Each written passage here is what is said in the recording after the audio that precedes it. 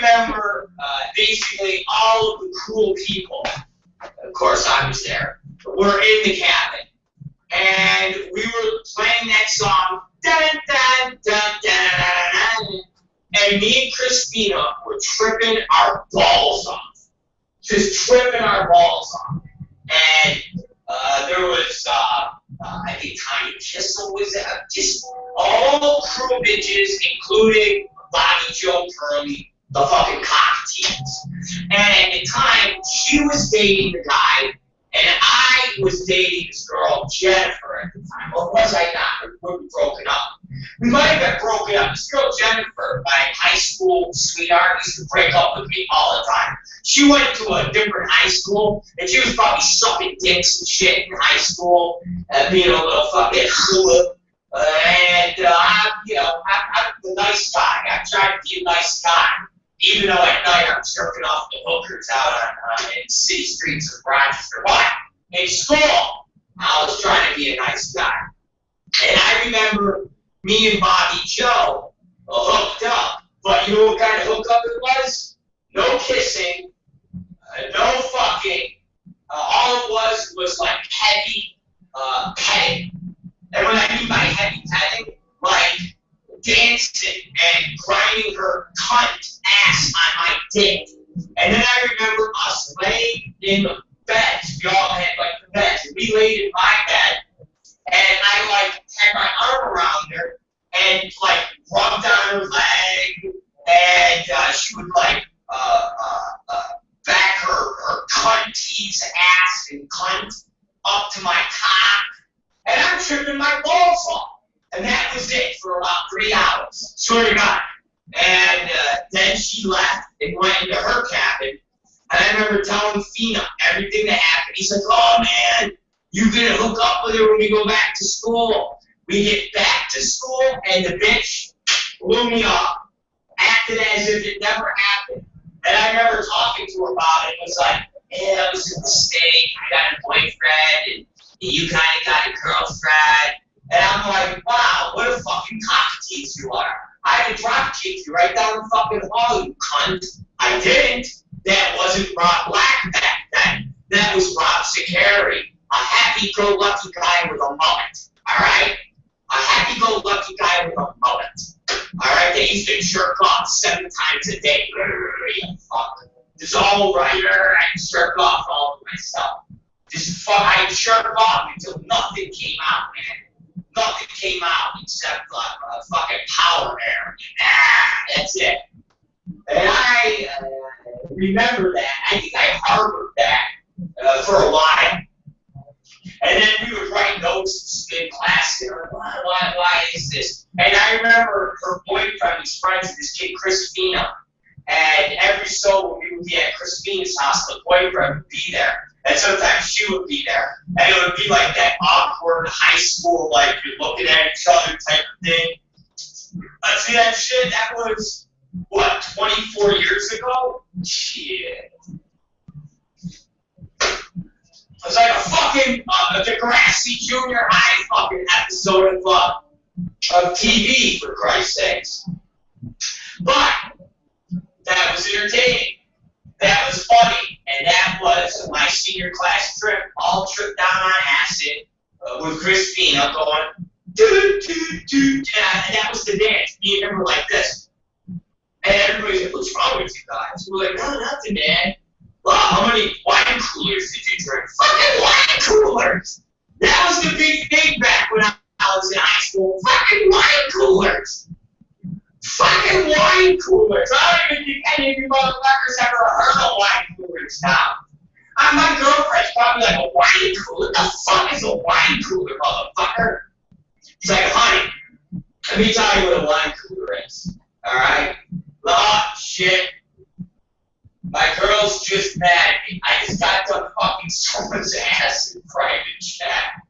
And I had my strap on backwards.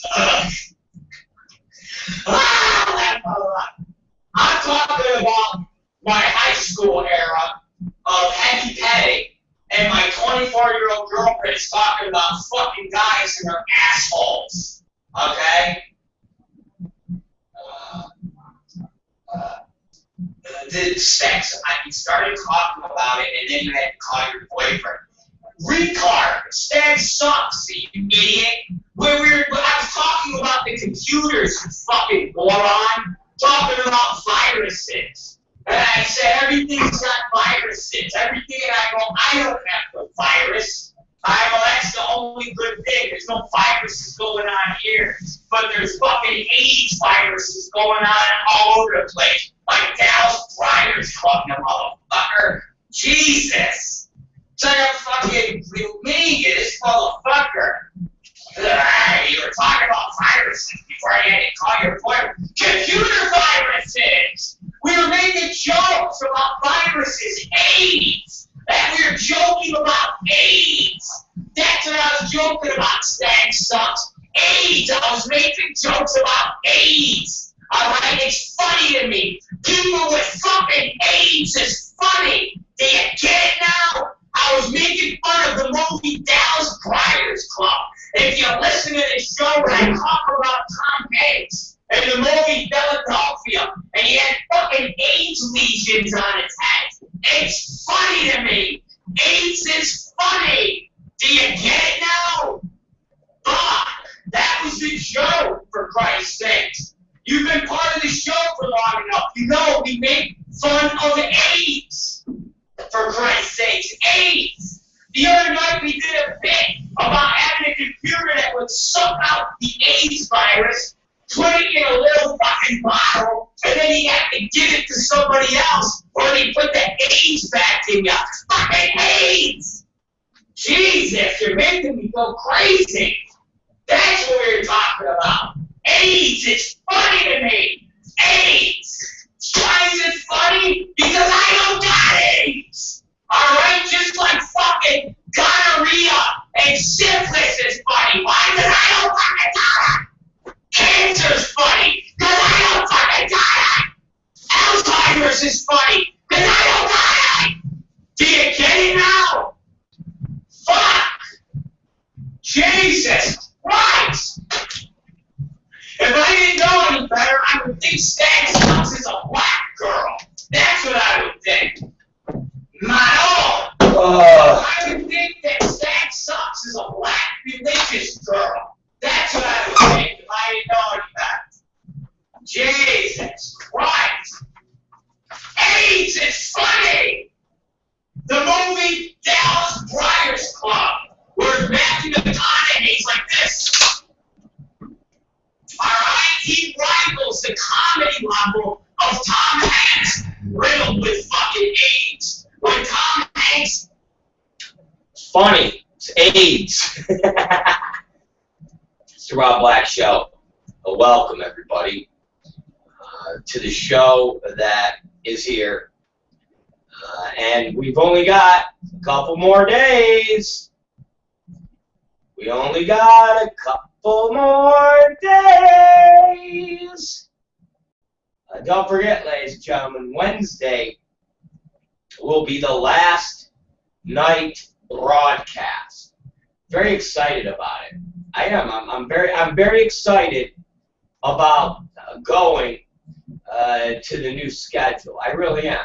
I'm very excited about going to our new schedule. I really am. It's going to be exciting, and it's going to open the doors a lot for a bunch of the comedy elements that we are incorporating into the show. It's going to be huge.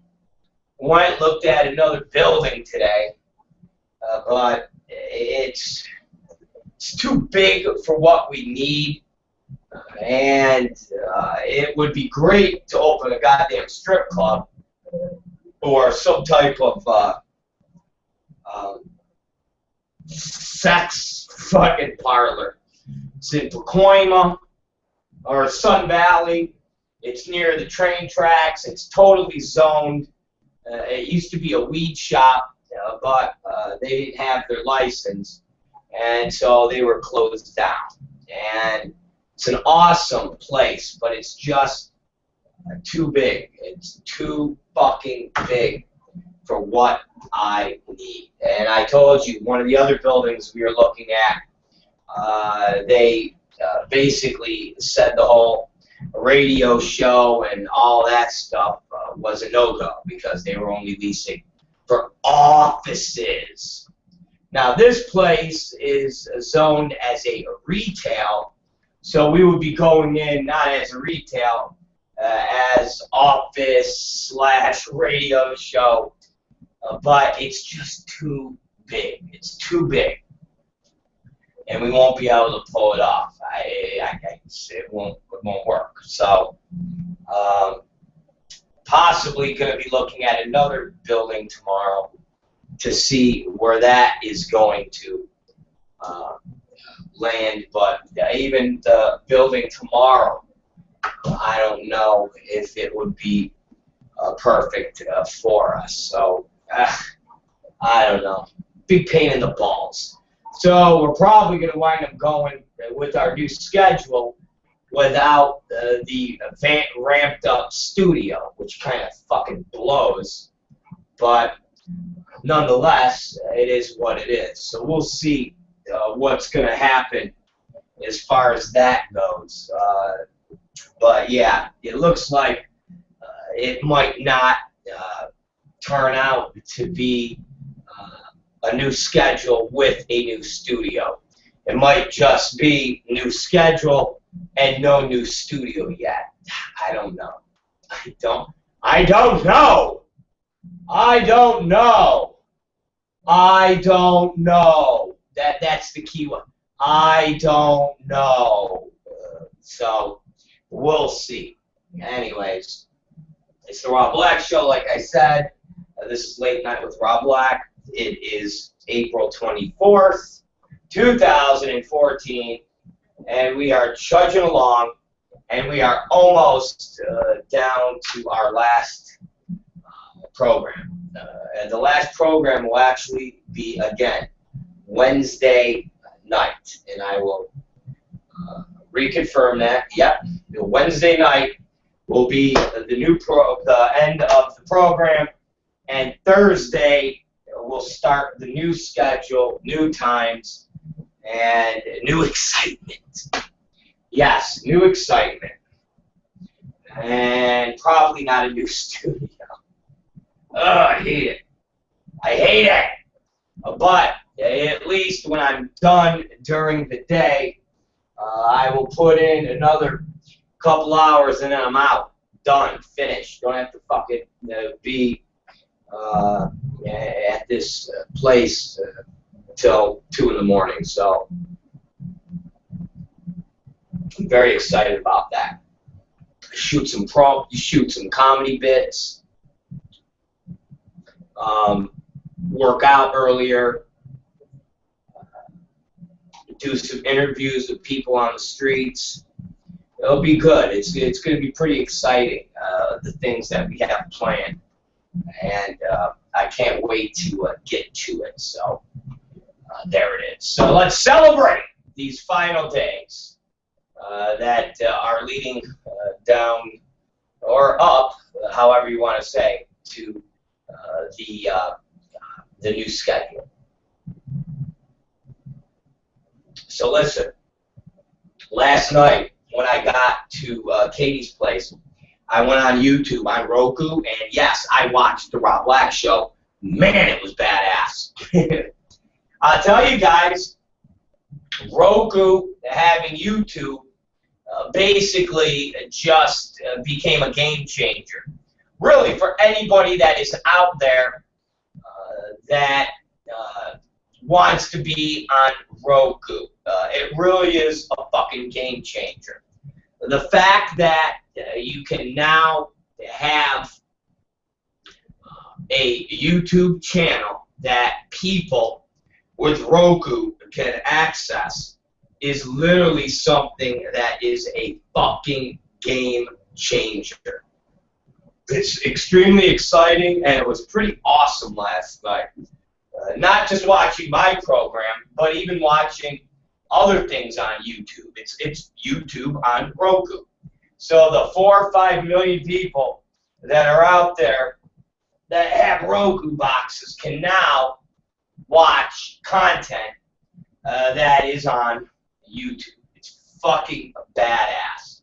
I'll tell you, that Roku, they are becoming the next Time Warner cable. I'll tell you, instead of Time Warner cable and Comcast worrying about putting out their own box, what they should have done was just anteed up and bought out Roku. I wouldn't be surprised to see them do that, because you want to talk about taking chunks of market share. Granted, they only have 5 million boxes that are out there, but Jesus Christ, ladies and gentlemen, it's only a matter of time before millions and millions and millions of more people get these Roku systems. They are that amazing, and every day they're adding content by leaps and bounds. And putting YouTube on there was really, to me, a game changer, a fucking game changer. So it was great last night watching the Rob Black Show on Roku, on YouTube. It was awesome. Very exciting. Very exciting. So fucking exciting. I actually got my penis erect, and I had to stick it in Katie Summers' cunt. I know, that's so vulgar. Why am I so vulgar? But I did. I was sitting there with the remote, and I'm watching YouTube, and I just grazed past my cock and balls, and it started to get erect. And I touched it again, it got erect even more. Touched it again, got erect even more.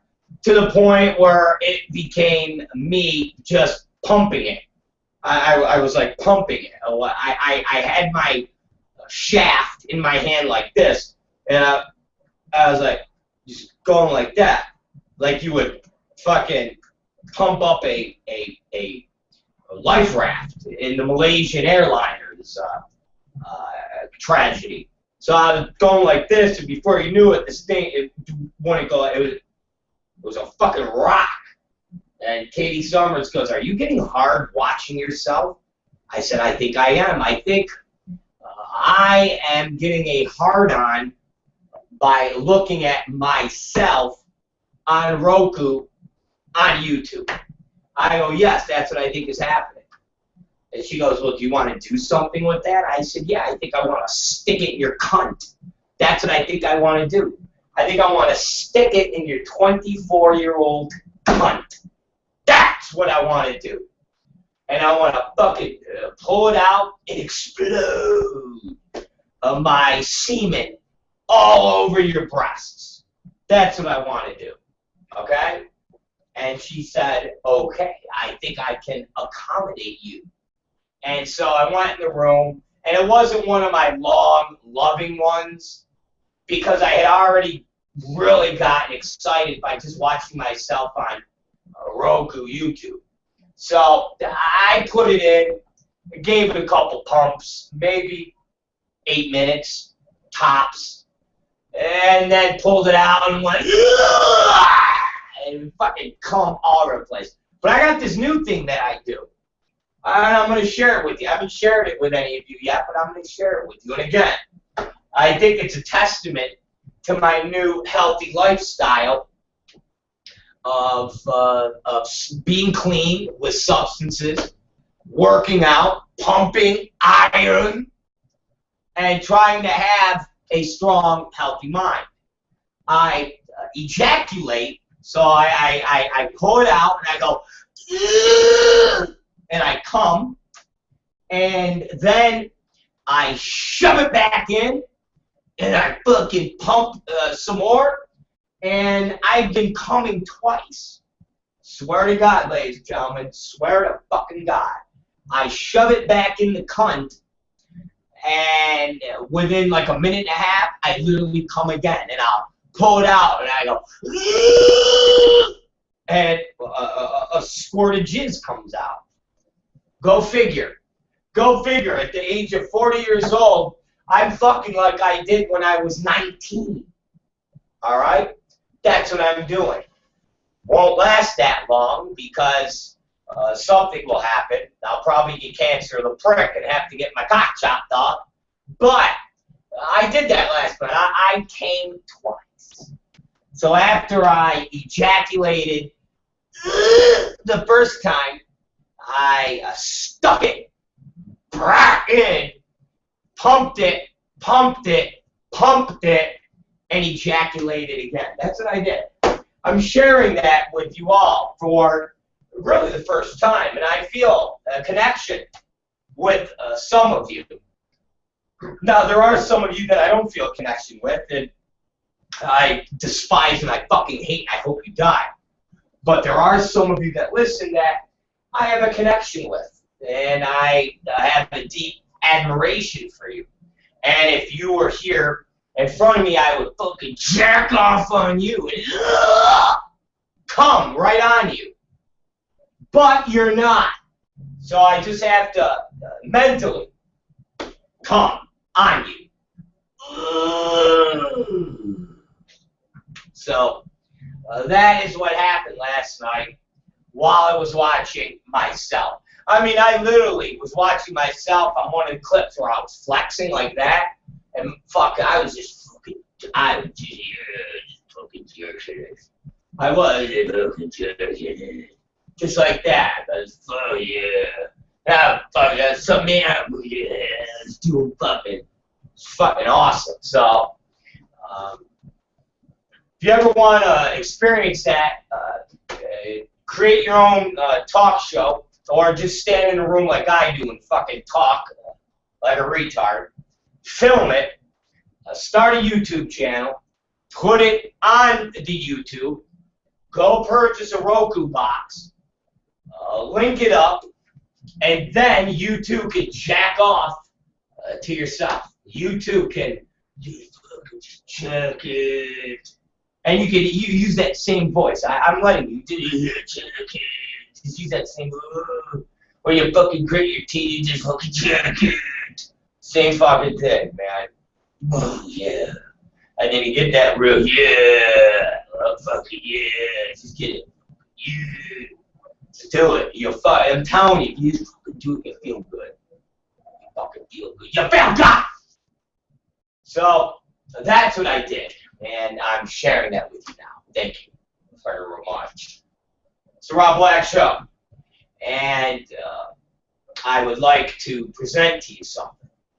And what I'm going to present to you is something that somebody sent me.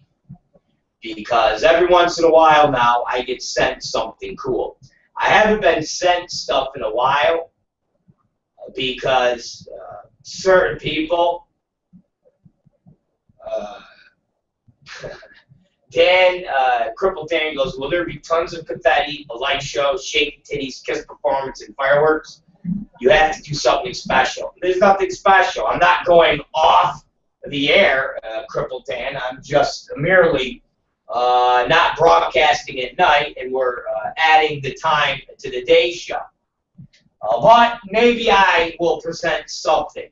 Maybe I can get Katie to get a couple of her fat friends to go come down and shake their fucking big fat cow udders for you guys. I don't know, something like that.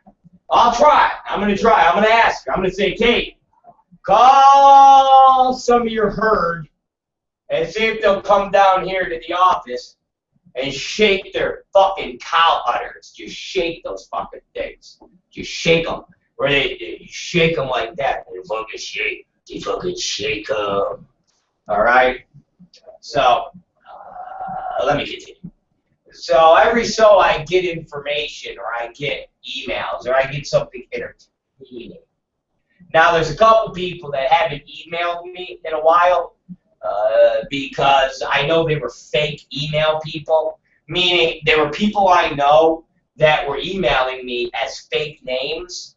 I don't know why, except they're fucking psychos and they're lunatics. Swear to God. And since some of these people I don't deal with anymore, all of a sudden these other people that would email me have stopped emailing, which means they were all the same fucking person because they're fucking nuts. So I did get a new email from somebody that periodically will email us, and it's an entertaining email when they send us information. Now, this email is actually pertinent and a relative that will be able to add to the conversation that we're having. Cripple Dan's like, you gotta fucking do something. The night show is ending.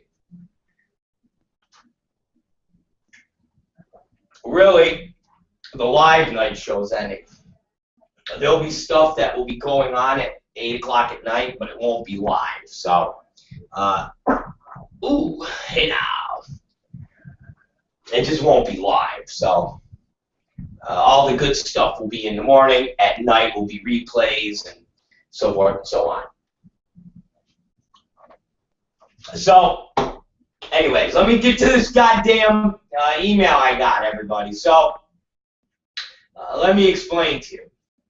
I got sent an email, which was a link to the article, okay? An article that, well, first off, there's two articles that I seen. First, let me at least read one article that, and this girl's cute as fuck. God damn. Wow, she's cute. Well, I don't know why I couldn't have her too. All the cute ones. Okay, listen to this. Special ed teacher accused of forcibly performing oral sex on student. Okay, now the girl is fucking cute. Alright, this fucking girl is cute as fuck. And why I never experienced anything like this, I will never know. Her name is Saralyn Gale Portwood. Alright, so listen to this. A special education teacher faces felony charges for allegedly forcibly performing oral sex on a teenage boy inside of her Texas high school office. Saralyn Gale Portwood was arrested on April 17th for suspicion of having an inappropriate relationship with a student. She's been suspended from Princeton High School pending the outcome of the investigation. In an interview with the authorities, the 17-year-old alleged victim, who is not enrolled in the special education classes, well, if he's not enrolled, why are they saying he's a special ed student? Said that the 30-year-old teacher began harassing him at school earlier this year.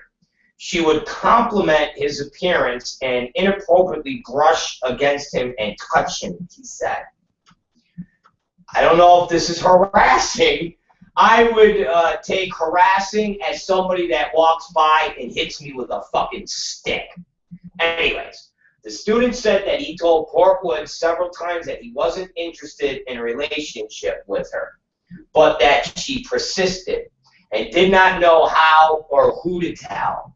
The unwanted attention would allegedly culminate in forced sexual contact, according to the Dallas Morning News. One day, the student said he was called into Portwood's office. Once he was there, she pushed him against a desk, pulled down his shorts, and performed oral sex. Portwood is married to another teacher in the Princeton School District, and they have a son together, the newspaper reports.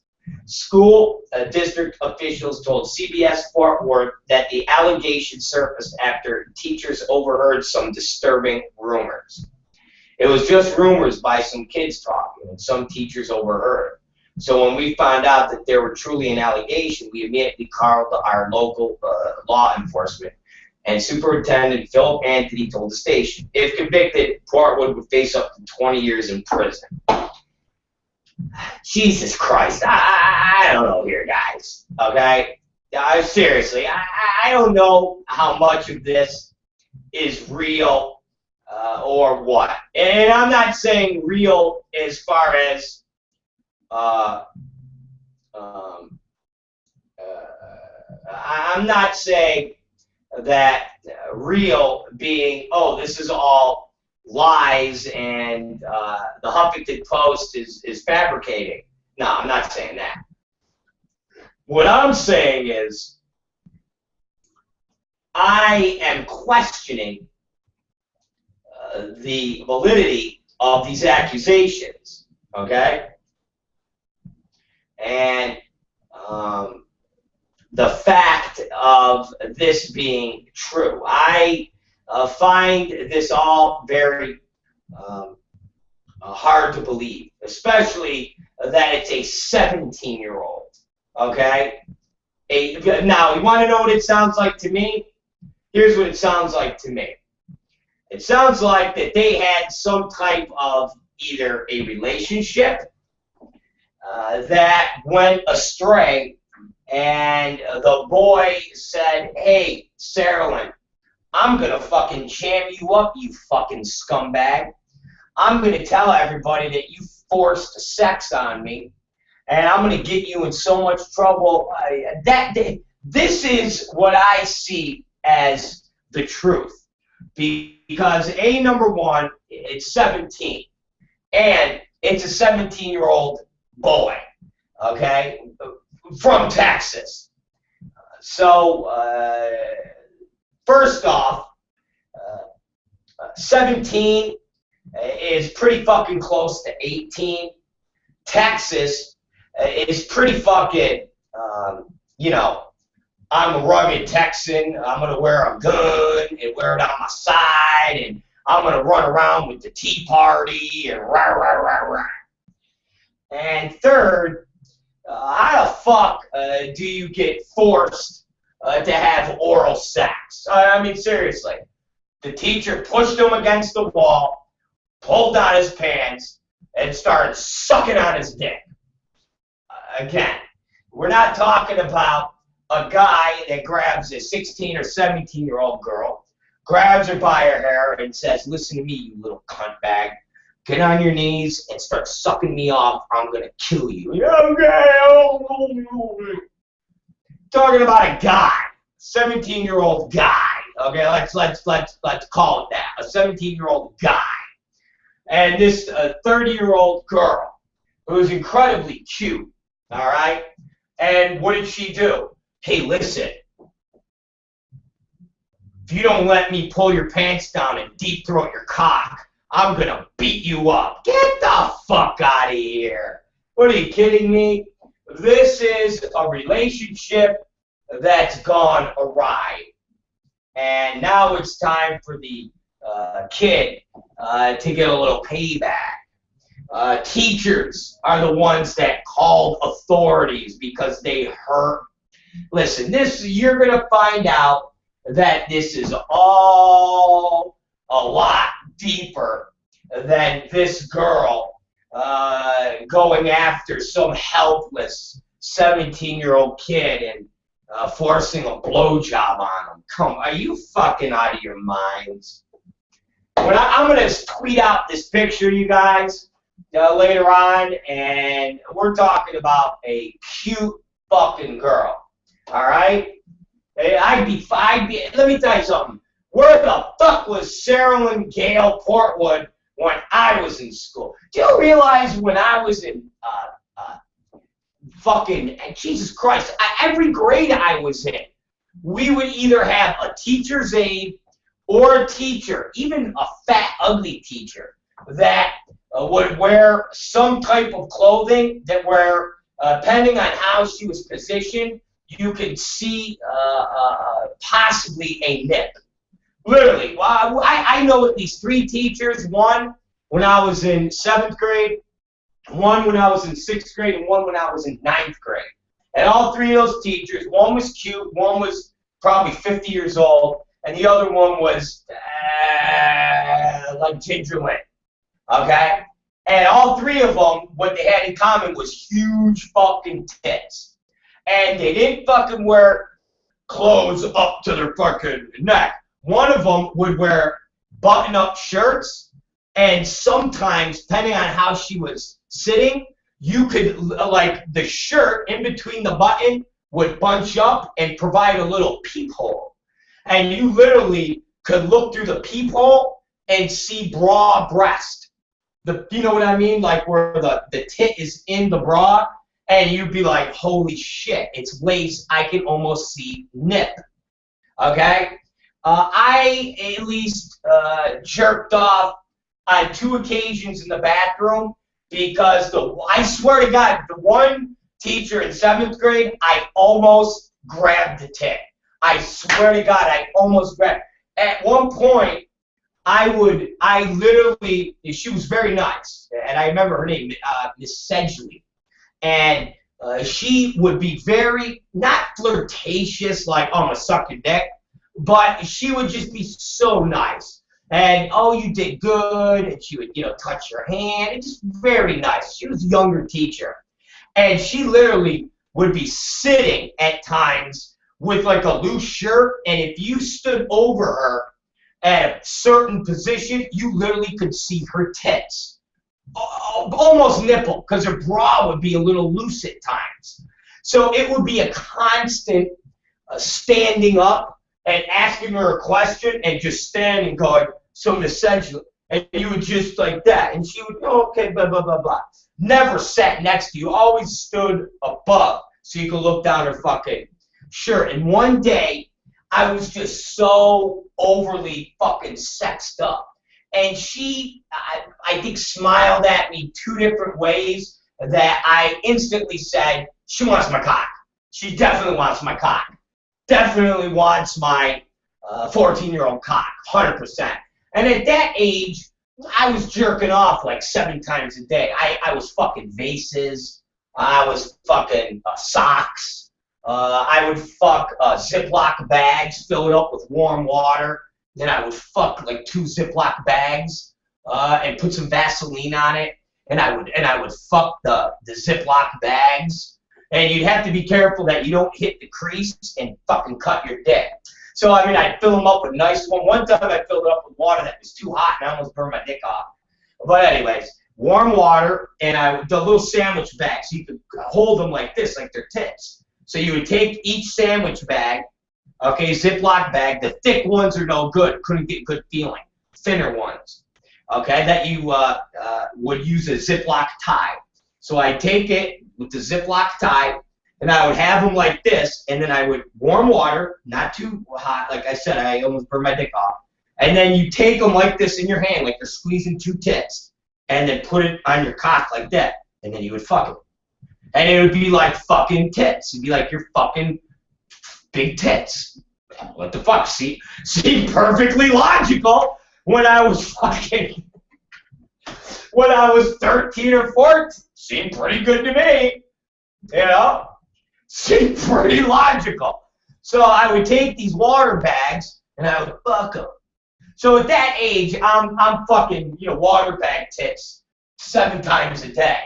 So I hadn't jerked off. I probably only jerked off all over myself 3 times that, the night before. So I was super fucking charged up. And I remember sitting in the class, and she had looked at me twice, and I'm like, she wants my cock. She definitely wants my cock. And so I remember going over, and I remember first showing her my paper and asking her questions. And her tits were so there, so beautiful. And I immediately started getting erect. I started getting aroused. It was crazy. And literally, if I didn't move away, my hard-on would have hit her in the back of the head.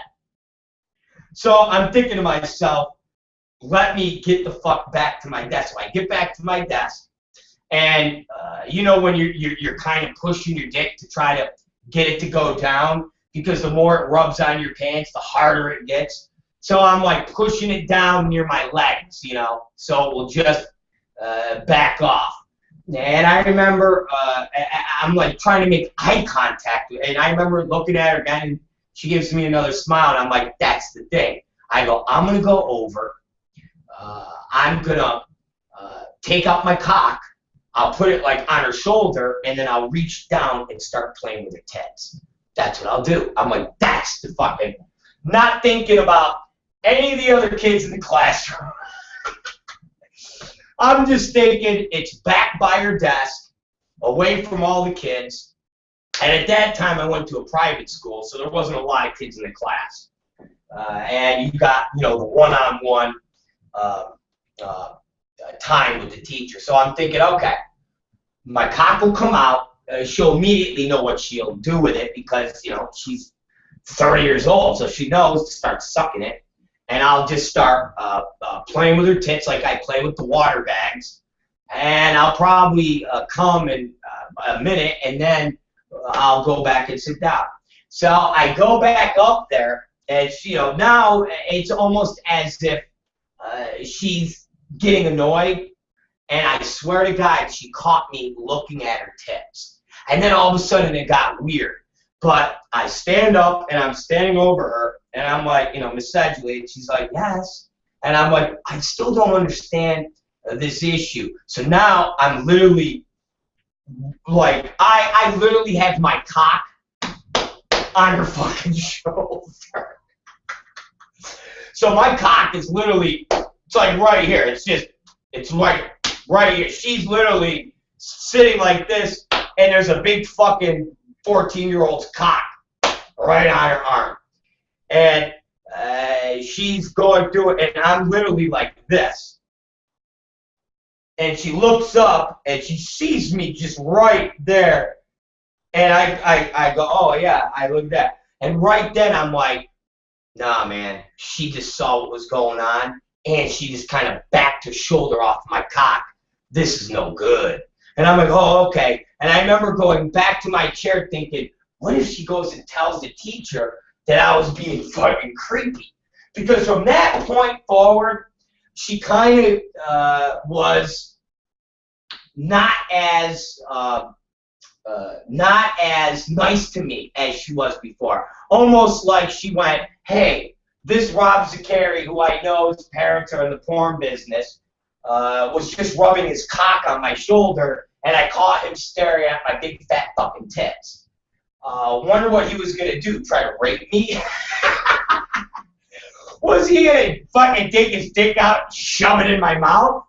So she kind of snubbed me for the rest of that school year semester until I kind of almost got the hint and didn't creep on her anymore. But nonetheless, if that teacher was this girl, Sarah Lynn Gale Portwood, oh, it would have been on. I would have been face fucking her every day. I would have been in class.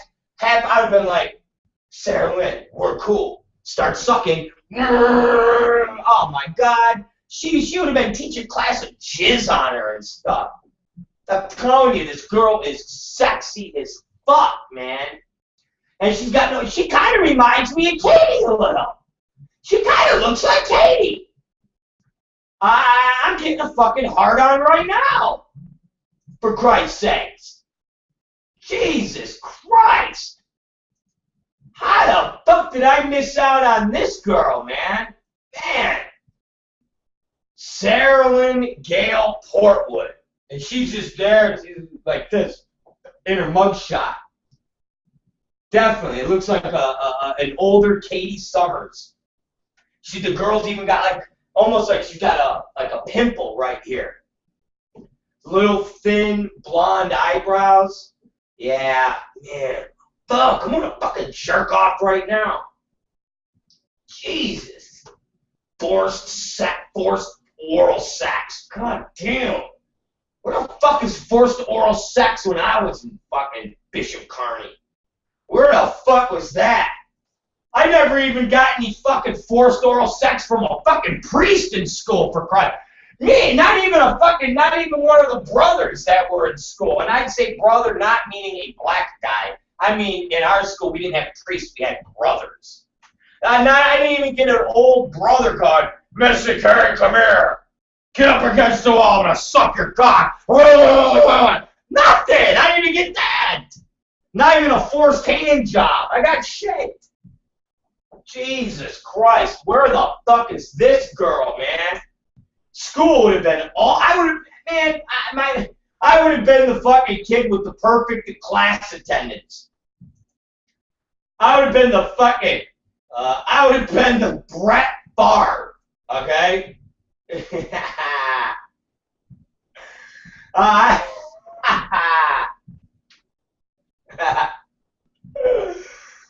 I'm fucking telling you. But I would have been the Brett Favre of fucking of school. You know, remember Brett Favre had that streak where he like never missed a game for like 30 seasons. I would have been like, yeah, Mom, I know I'm throwing up blood today and I got blood in my stool, but I gotta go to work. I mean, I gotta go to school. I know, I have whooping cough. I know. I gotta go to school. I gotta go. I gotta go. Man, good. Man, this teacher's cute as fuck. Man, I would have been face fucking her every goddamn night. I would have been like, oh my God, why? Why didn't I get this? Jesus. Man. Pushed him against the desk, pulled down his shorts, and performed oral sex. Man. Just fucking shooting load right down her fucking throat. Fuck. Telling you, all fucking day. All day I'd have been fucking her mouth, man.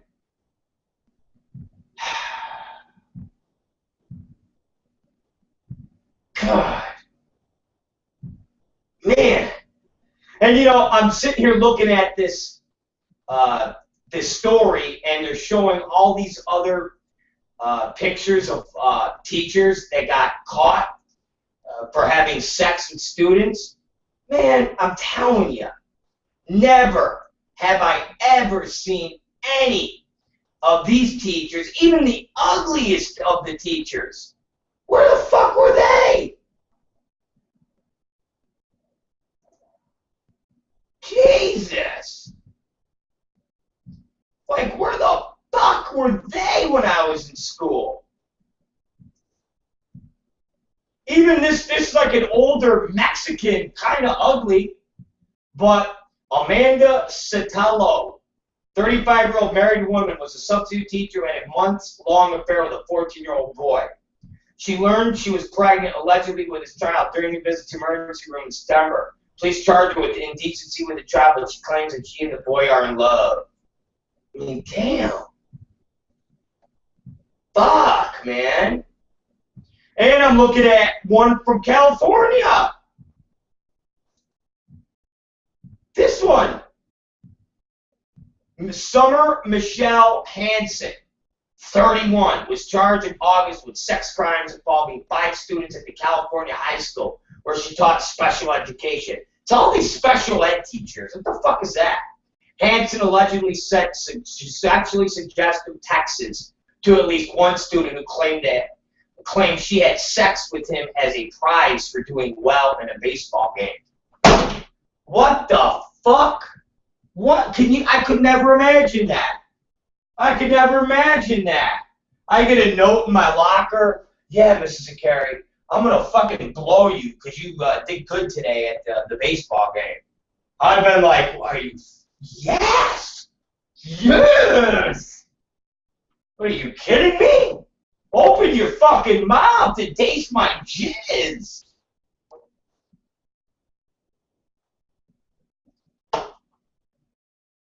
Man.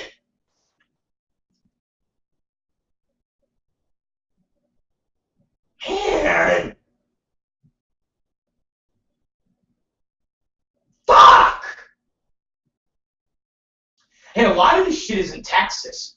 Kellyanne Garcia, an English teacher in Texas, is accused of carrying on a sexual relationship with a 16-year-old female student. We get some lesbian action. The Houston area educator who allegedly took the teen to a sex shop during their romance faced charges of sex assault on a child and indecency with a child.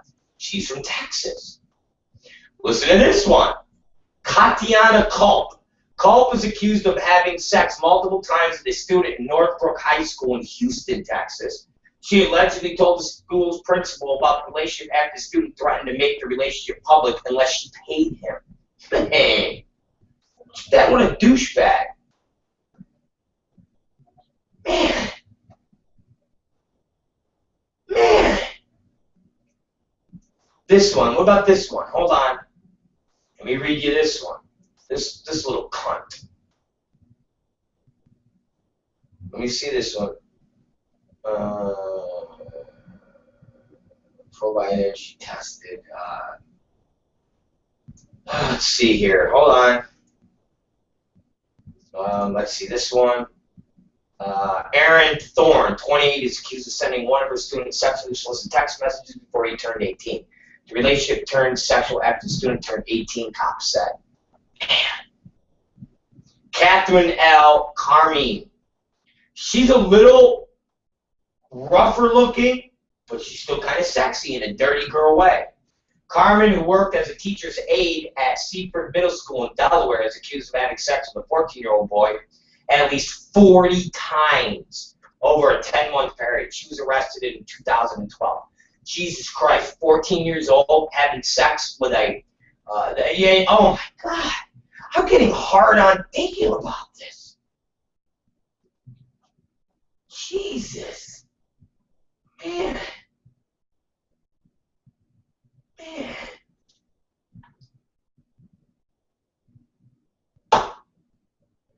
Man.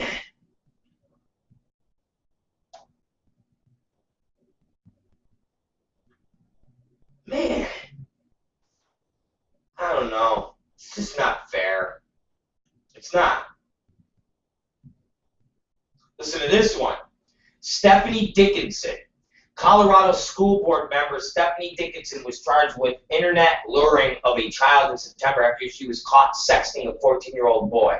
The boy reportedly told police he became uncomfortable after she would show up at his football games to tell him how sexy his smile was. She was arrested in October for sexual assault on another minor, also a student. Man. Wow. How do I get in on any of this? Irene Kahn. Kahn was accused of having sex with a 14-year-old student on multiple occasions, including her car and home at various hotels. Jesus Christ. Man. Listen to this. Nicole Jacques. Nicole Jacques allegedly had sex with a 15-year-old student several times in her apartment. None of them alleged abuse happened at Calvary Baptist School in Pennsylvania where she worked. I'm telling you, man. Anyways, I just wanted, I don't know, I seen it when I was getting ready to talk about this other, man, you know, the story when we were going through this, it's like, wow, look at it, this one, okay, oh my God, this Jennifer Schultz. She's a chubby girl. She definitely loves ham.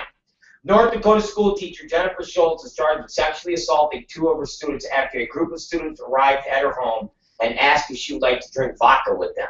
Authorities say that after a few drinks, two of the boys went up to Schultz's room where the teacher allegedly had sex with one boy while the other watched. Jesus Christ! What the fuck?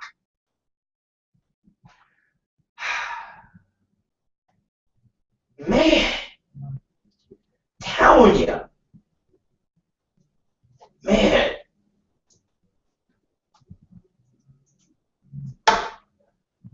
this is some serious shit. Serious shit. And I'm telling you, these teachers are not hideous. Okay? They're not hideous women. Okay? I want to stick my cock in their fucking mouths. I want to suck. I do. I want to. How do I contact these teachers? Okay? How do I contact them so I can stick my cock in their fucking mouth? That's all I want to know. That's it. That's all. That's all. That's it. That's all. Man. Fuck. I gotta go jerk off right now. Look at this. This one's a little rough. Brittany Collapse. She's from Texas also.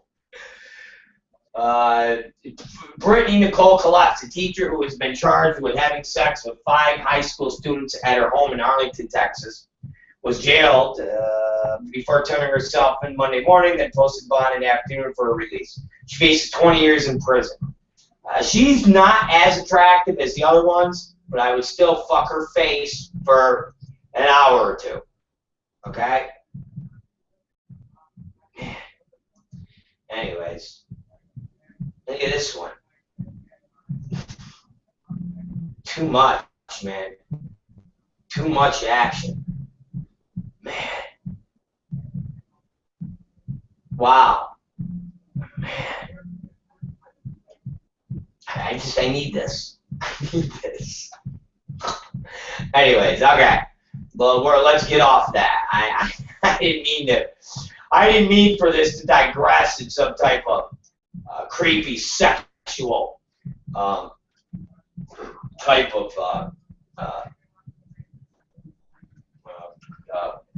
segment. And you know who just emailed me, ladies and gentlemen? A blast from our past. Patrick. Patrick has not chimed in with us in quite a while, but he's back.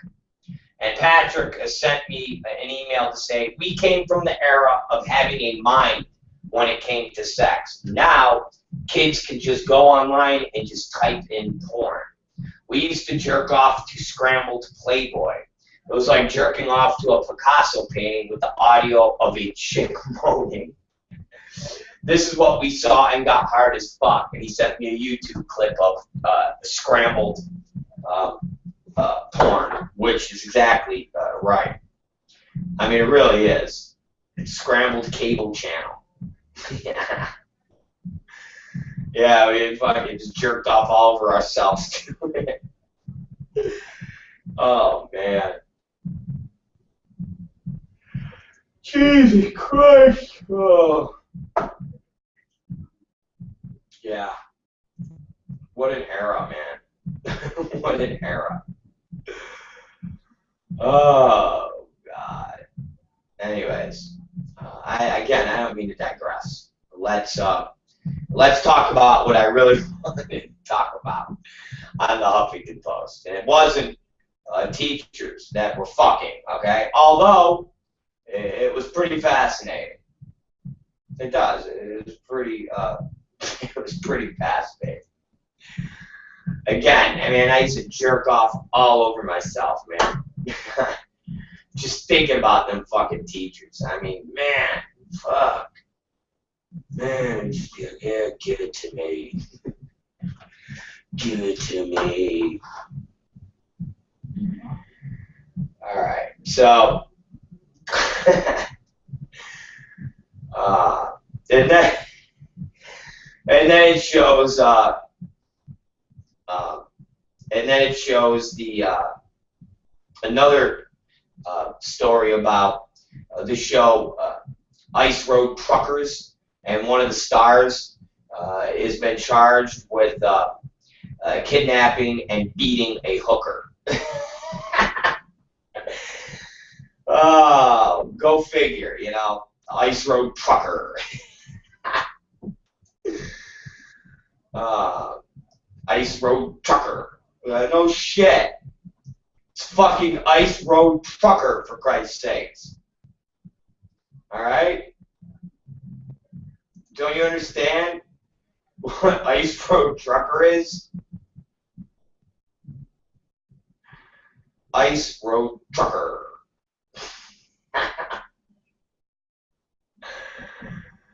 I actually watched that before.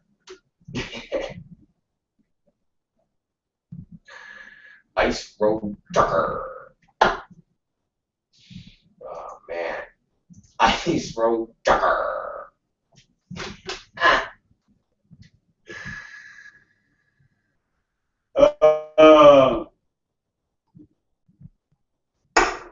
I just love using that word. Ice Road Trucker. Can't get any, man.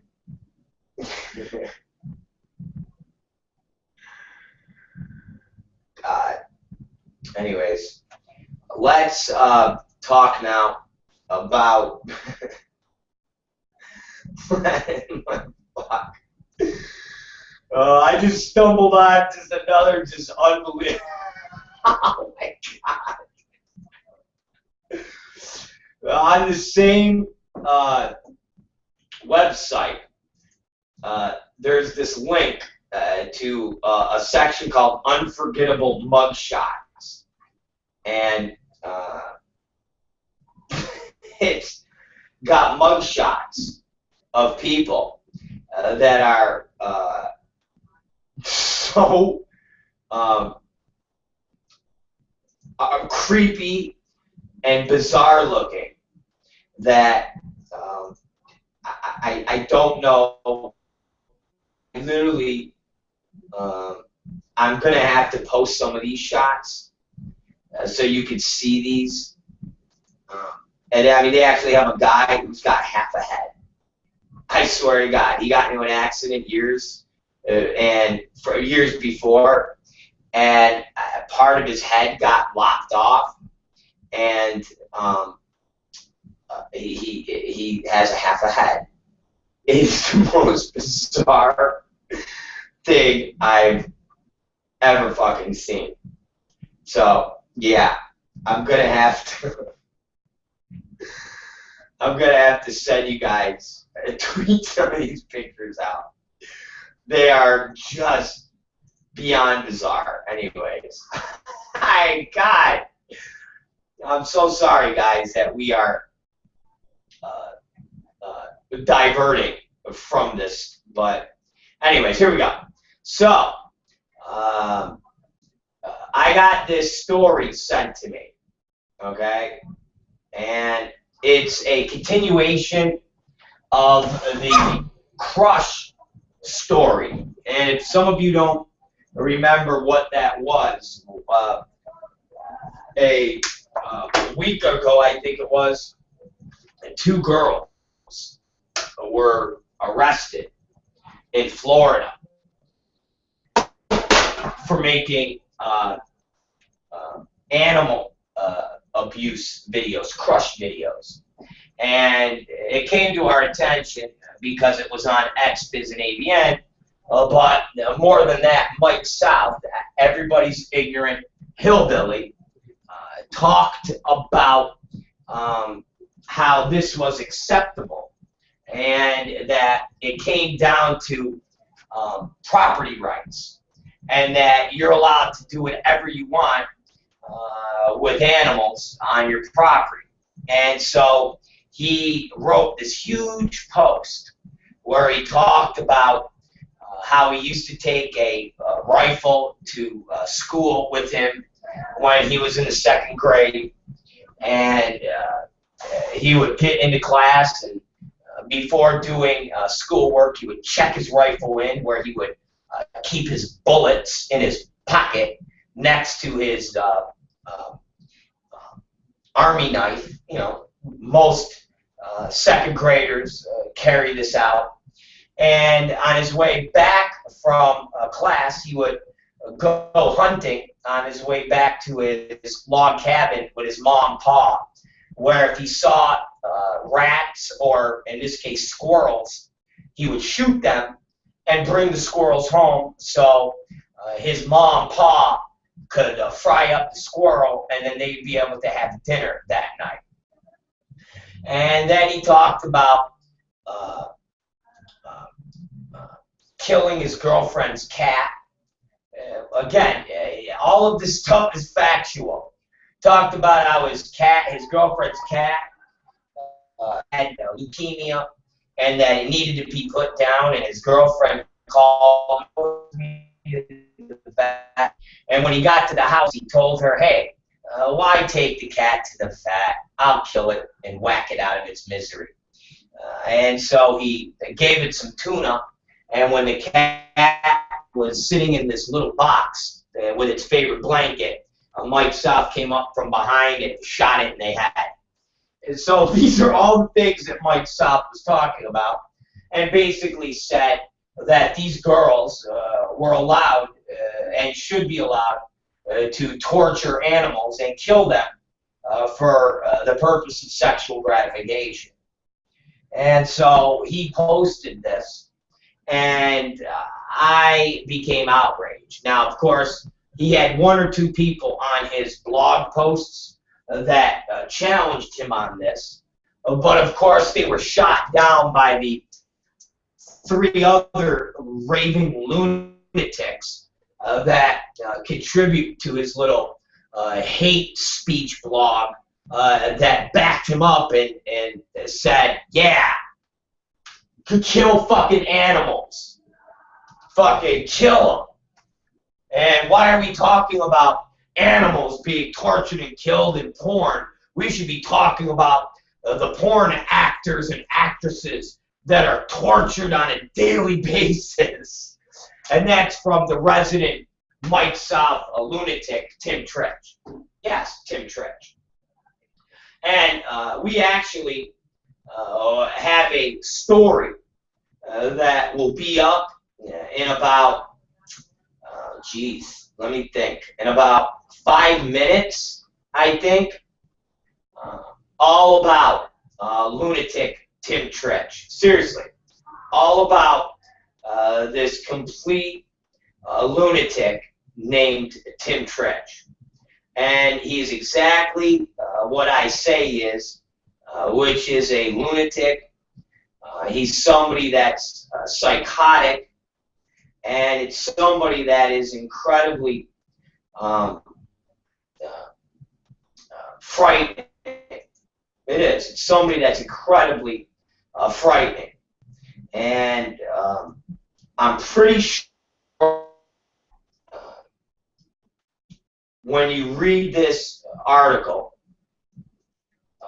that you will realize what a complete lunatic this person is. And as we speak, it is well, it's in the process of going up. It is. It's going up as we speak. So you'll be able to check that out in a little bit. And his name is Tim Tretch. He also goes by the alias Jilted. Okay? Seriously. And his story and who he is, you'll be able to read very shortly as it goes live on adultfyi.com. And again, it's frightening.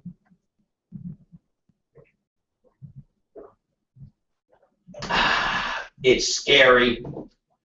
And read the article and believe it.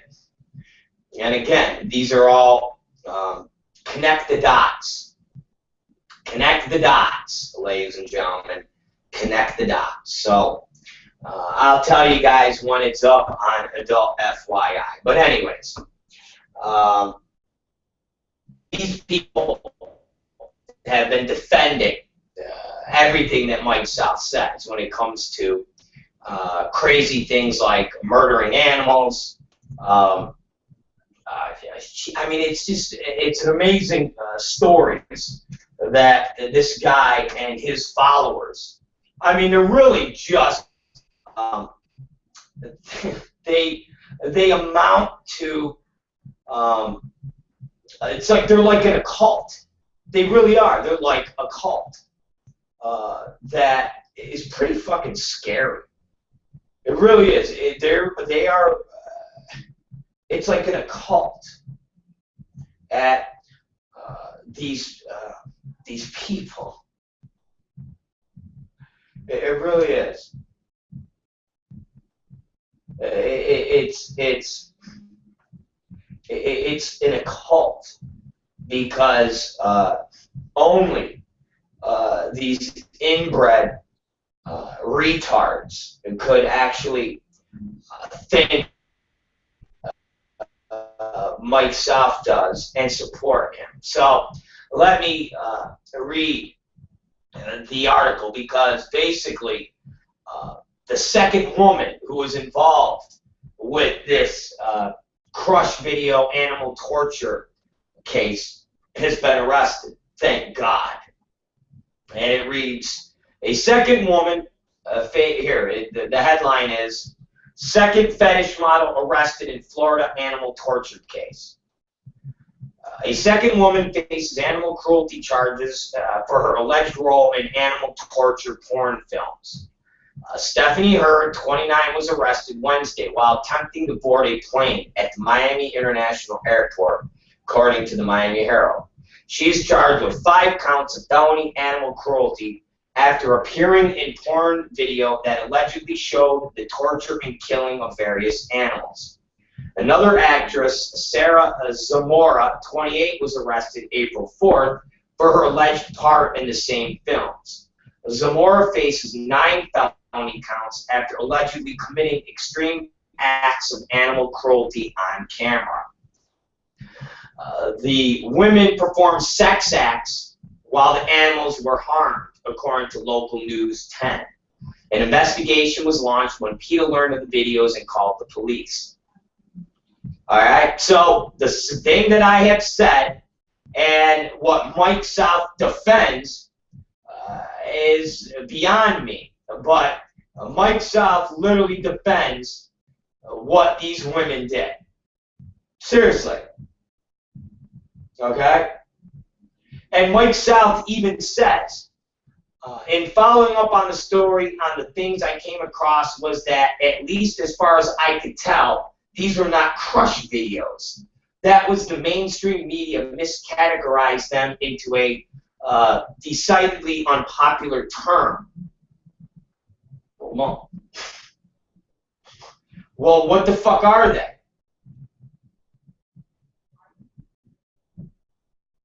Well, again, do we have to read Mike South's original post? We'll do that after we read the this press on the second woman.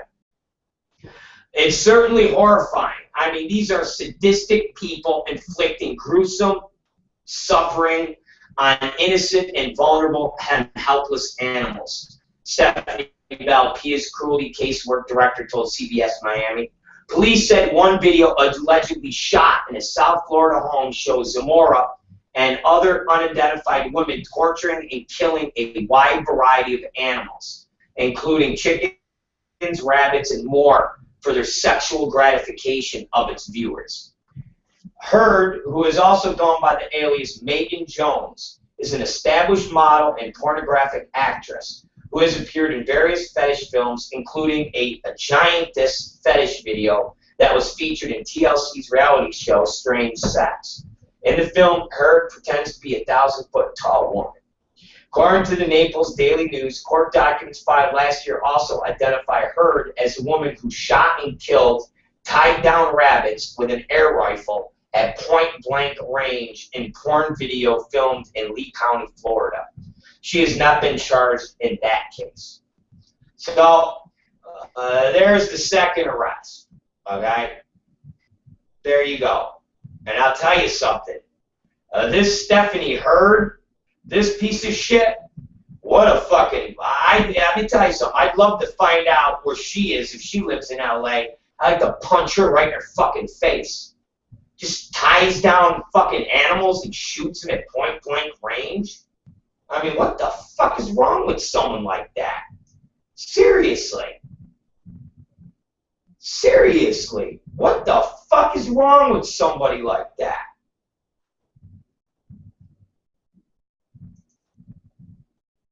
God. Unbelievable. So, let me read you, okay? Let me read you this article, okay, that Mike South actually posted. And again,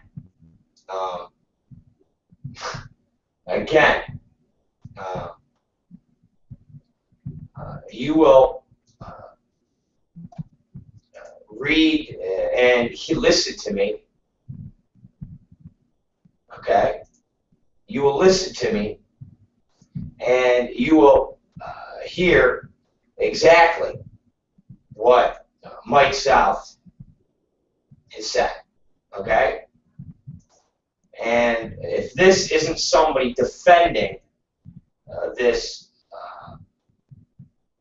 video and what these people did, then I don't know what is. And as always, how anybody could listen and fathom how this motherfucker gets away with talking about this stuff is beyond me. So this is what Mike South originally posted. There was a story last week that caught my attention. I didn't write about it because I wanted to think about it for a while, let the emotional aspect of it clear out. So he admits that he took time in writing about this. So him talking and saying these things were not knee-jerk reactions. So everything Mike South is saying in his first post is legit and real. Because he says, I didn't post anything on this story because I wanted to let it resonate in my own head.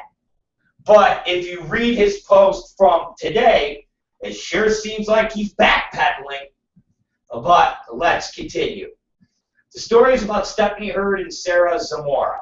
Both were arrested in association with Crush Videos and charged with 5 and 9 counts, respectively, of felony cruelty to animals. The animals involved fish, rabbits, chickens, and pigs.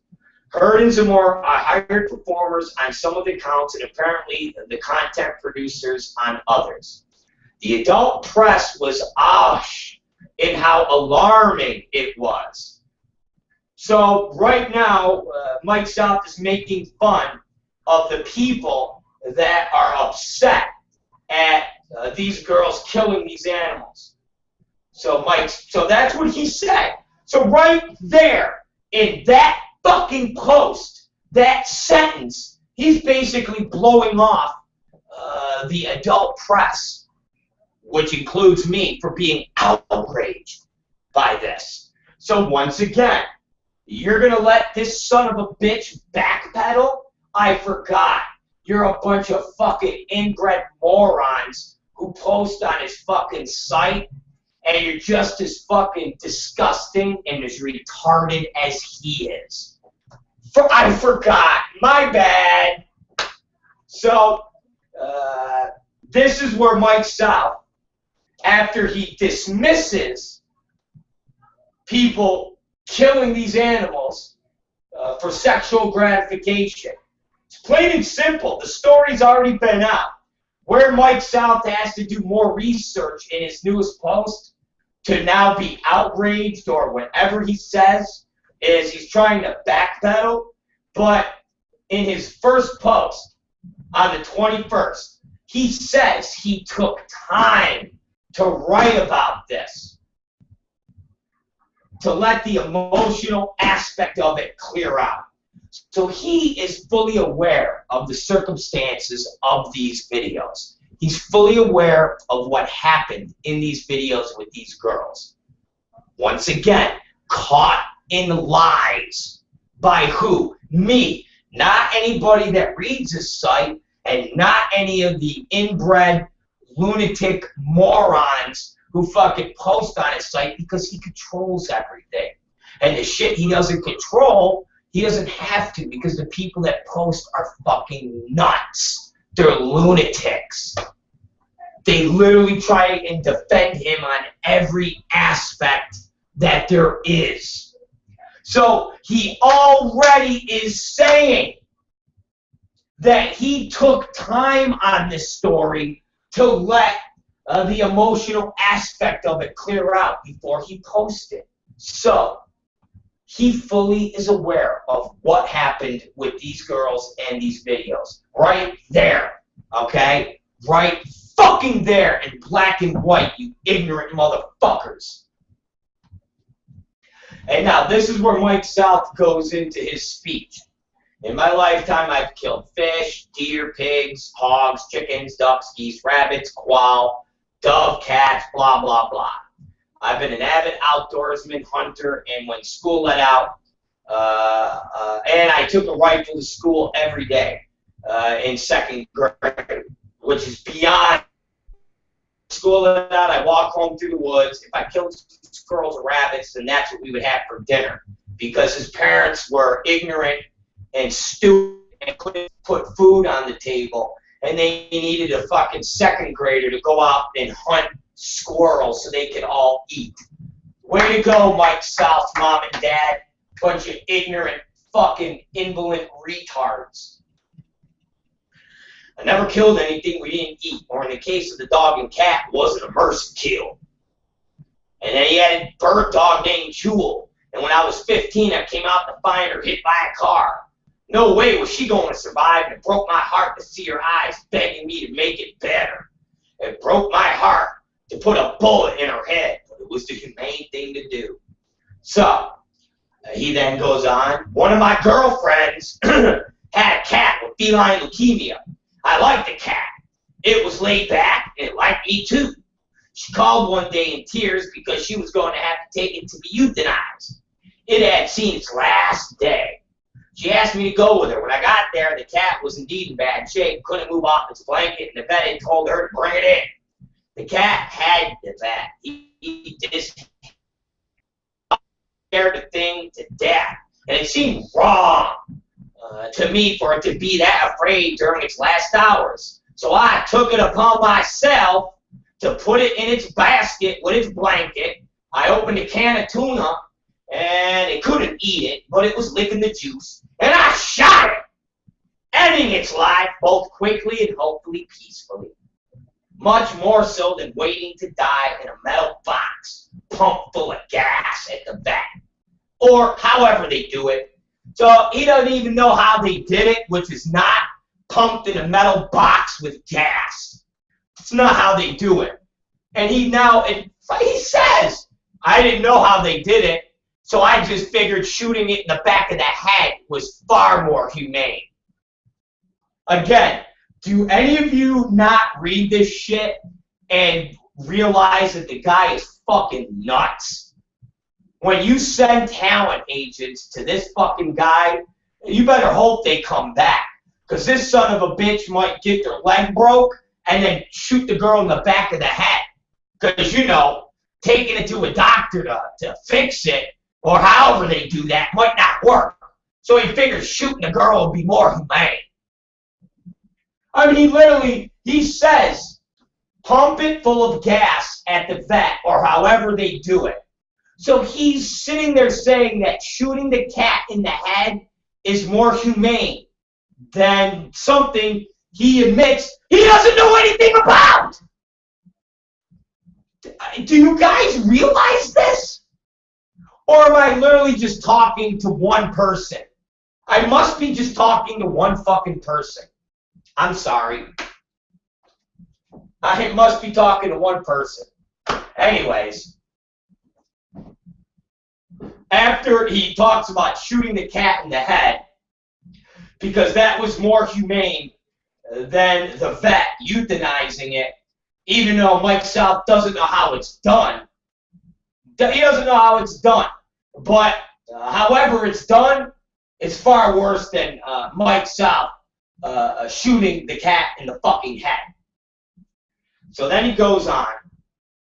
Now you are all probably thinking, okay, so, well, not Mike, sorry, the rational people that read your fucking rambling, retarded blogs and think, wow, this guy really is stupid.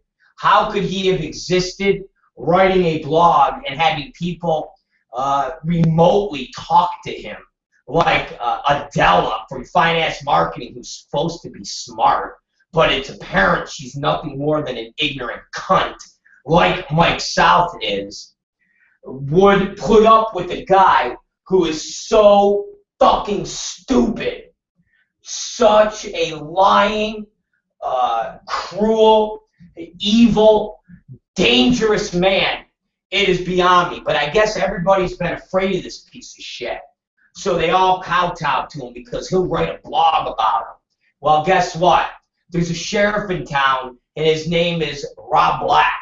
And no one has to be afraid of this piece of shit anymore. This lying douchebag. Because that's what he is. And every day he lies, I call him on it. Every day he attacks somebody, I'm there to say his attacks are bullshit. He's a liar. And that's what this guy is. Well, the point is that animals are property. You may not like that concept, but it's the way the law here views it. And it's the way it should view it. So Mike South is saying that animals are property. And that is in his view also. If you think I'm wrong about that, try to sue the person who killed your dog for anything other than what you paid for the dog. Once again, nobody's talking about suing somebody, Mike, but I bet you that if somebody came in my yard with an axe and started hacking up my dog, I bet you they would go to jail, fuckhead, which is a lot better than them having to fork over some money, Mike.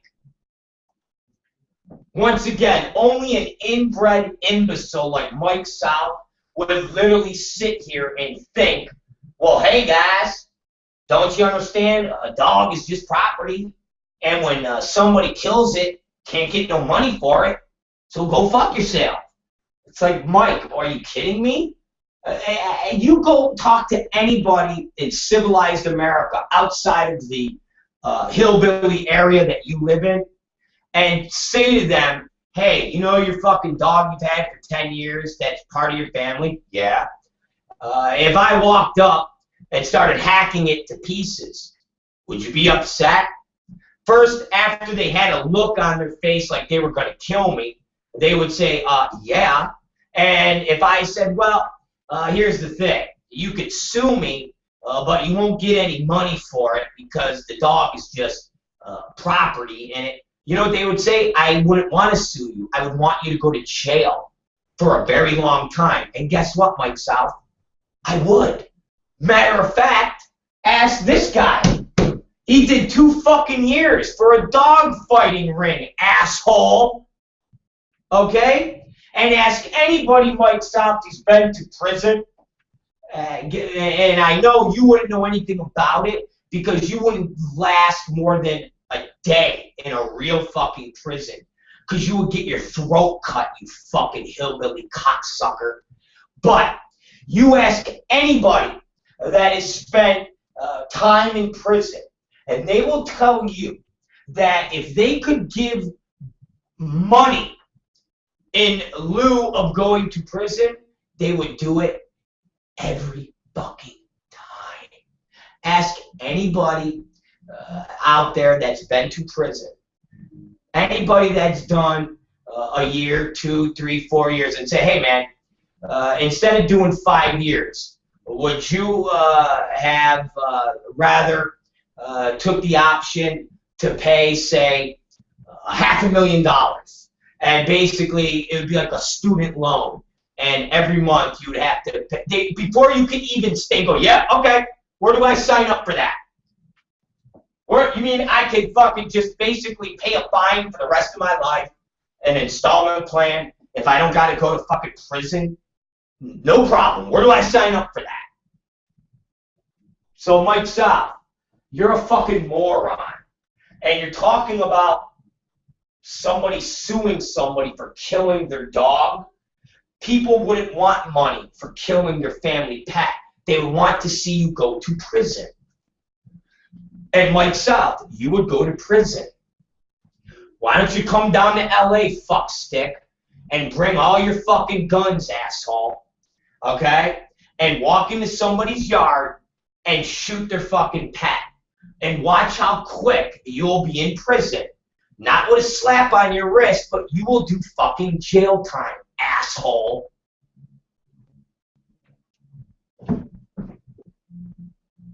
Fuck. With property comes property rights. Do you have the right to do what you want with your property, so as long as it doesn't endanger anyone else on their property? Should I have been charged for killing my dog or Taylor's cat? What if Heard and Zamora had eaten the chicken or the fish? How do you know they didn't? While everyone in porn is up in arms about requirements to make performers use condoms, claiming First Amendment rights, do Zamora and Heard have a First Amendment right to do this artistic expression? Popular speech doesn't need to be defended. The only speech worth defending is unpopular speech. And as abhorrent as they find it, I find the government abridging these free speech and property rights to be way more abhorrent and way more dangerous. Again, it's funny because he wants to protect girls slaughtering animals, but Treasure Island Media are evil people for shooting a video where guys are coming in a fishbowl and their cum supposedly is full of AIDS. And if you go by Mike South's theory, he doesn't know if that's real AIDS cum in the fishbowl. He doesn't know any of the story involving that shoot except for what he's hearing from somebody telling him or what he's looking at on a video of some guy shooting up. Somehow, Treasure Island Media is bad, but two girls that are killing animals for sexual gratification is okay. This is Mike South's post, everybody. You heard this post. Mike South is condoning these women torturing and killing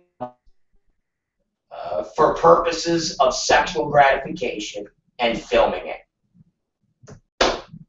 There's no way around this. There's no way to sugarcoat what Mike South's stance was. It is exactly what it is.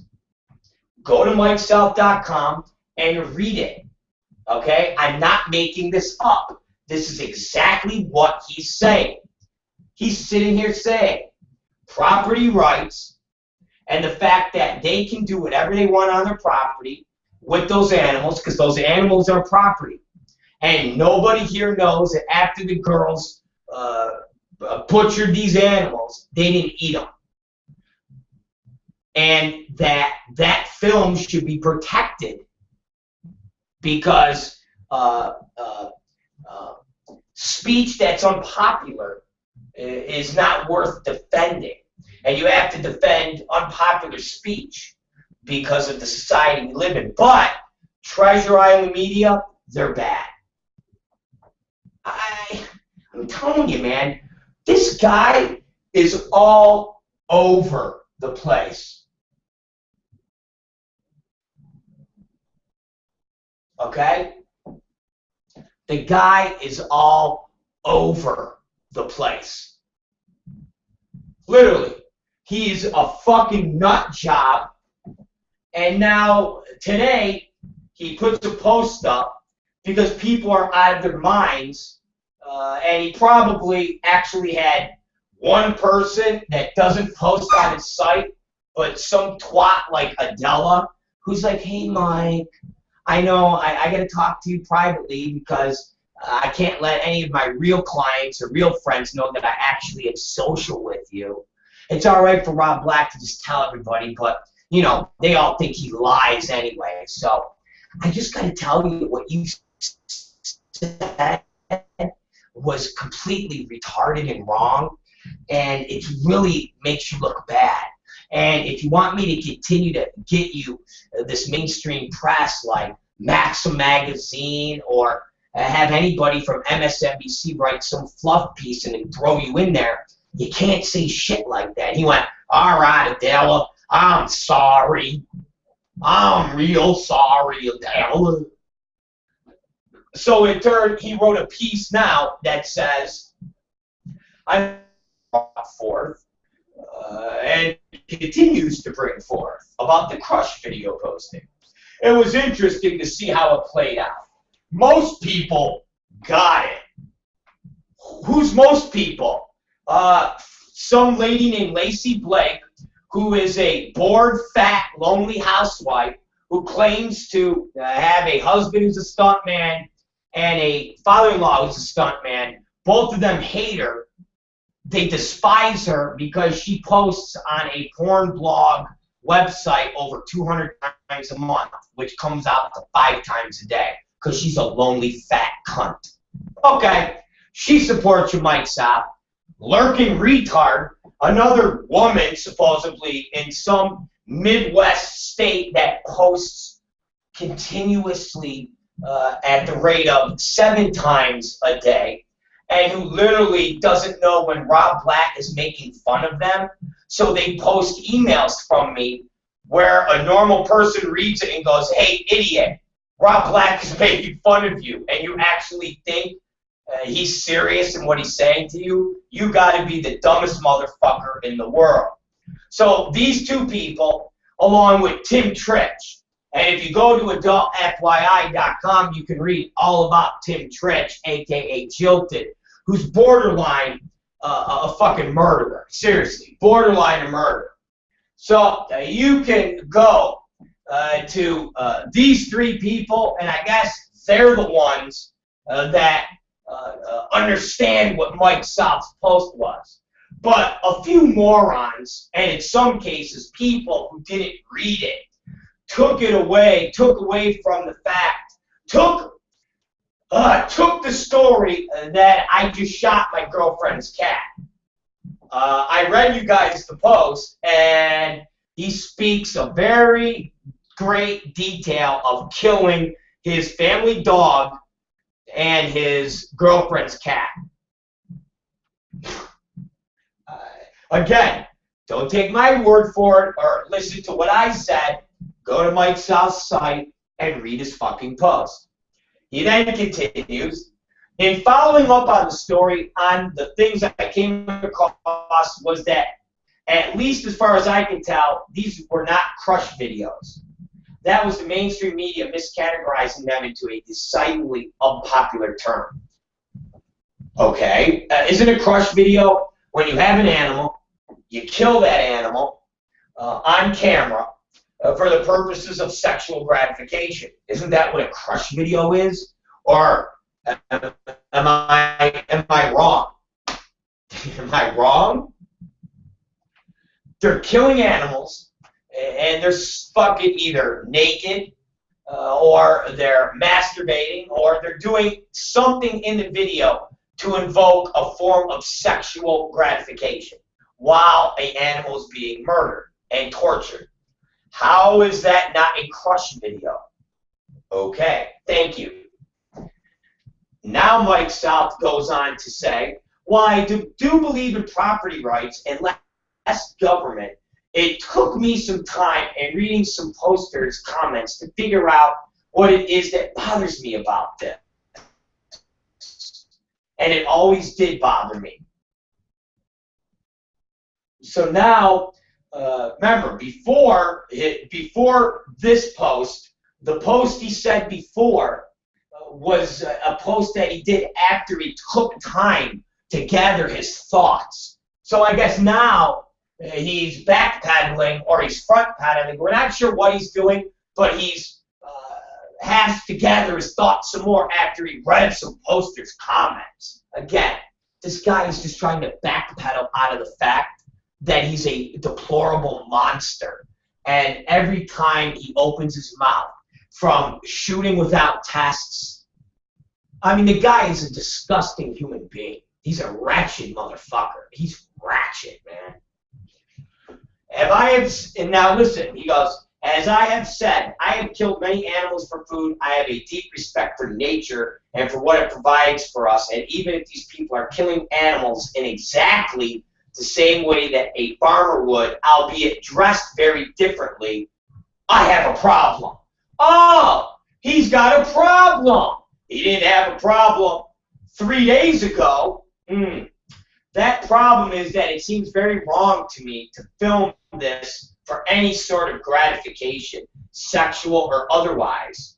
If you find it exciting or in any way pleasurable to see an animal die before your very eyes, then you really need psychiatric help.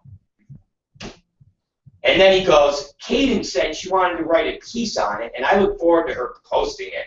Meantime, thanks to everyone who participated and is still participating in this. It's how things get sorted out, and it's a fascinating read. So, explain this to me, Mike South, you ignorant hillbilly, and the ignorant hillbilly friends of Mike South. How is it that Mike South and his problem now with it is that the filming and sexual gratification of murdering these animals is something that he has a problem with, and somebody who does that needs psychiatric help? Well, he didn't know this when he posted his story before?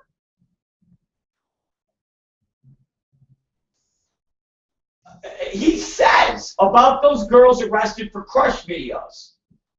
There was a story last week that caught my attention. I didn't write about it because I wanted to think about it for a while. Let the emotional aspect of it clear out.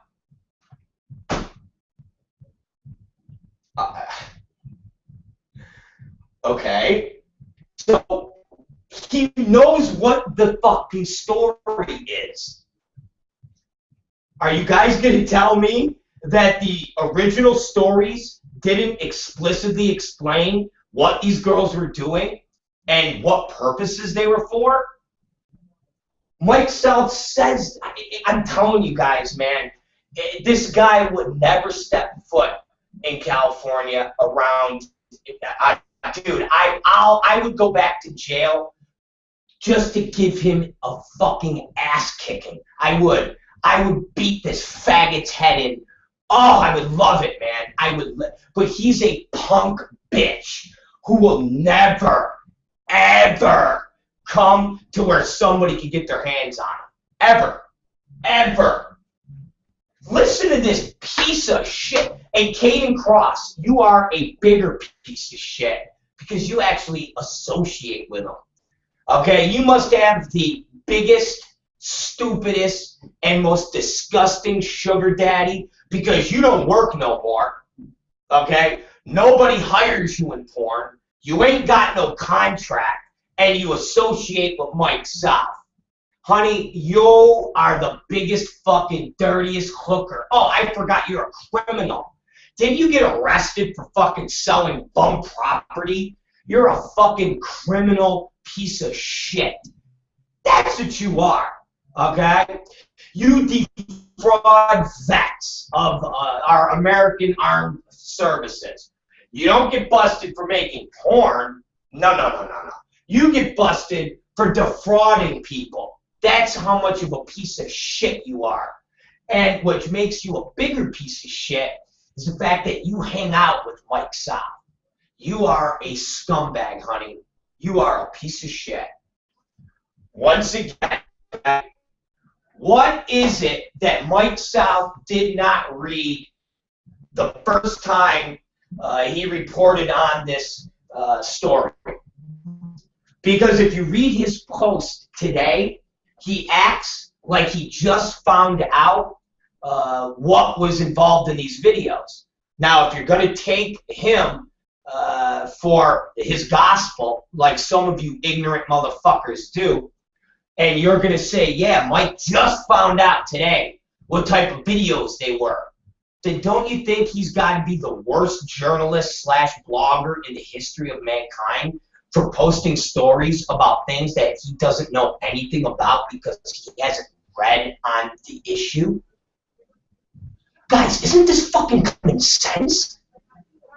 Am I the only motherfucker who sees this? Seriously.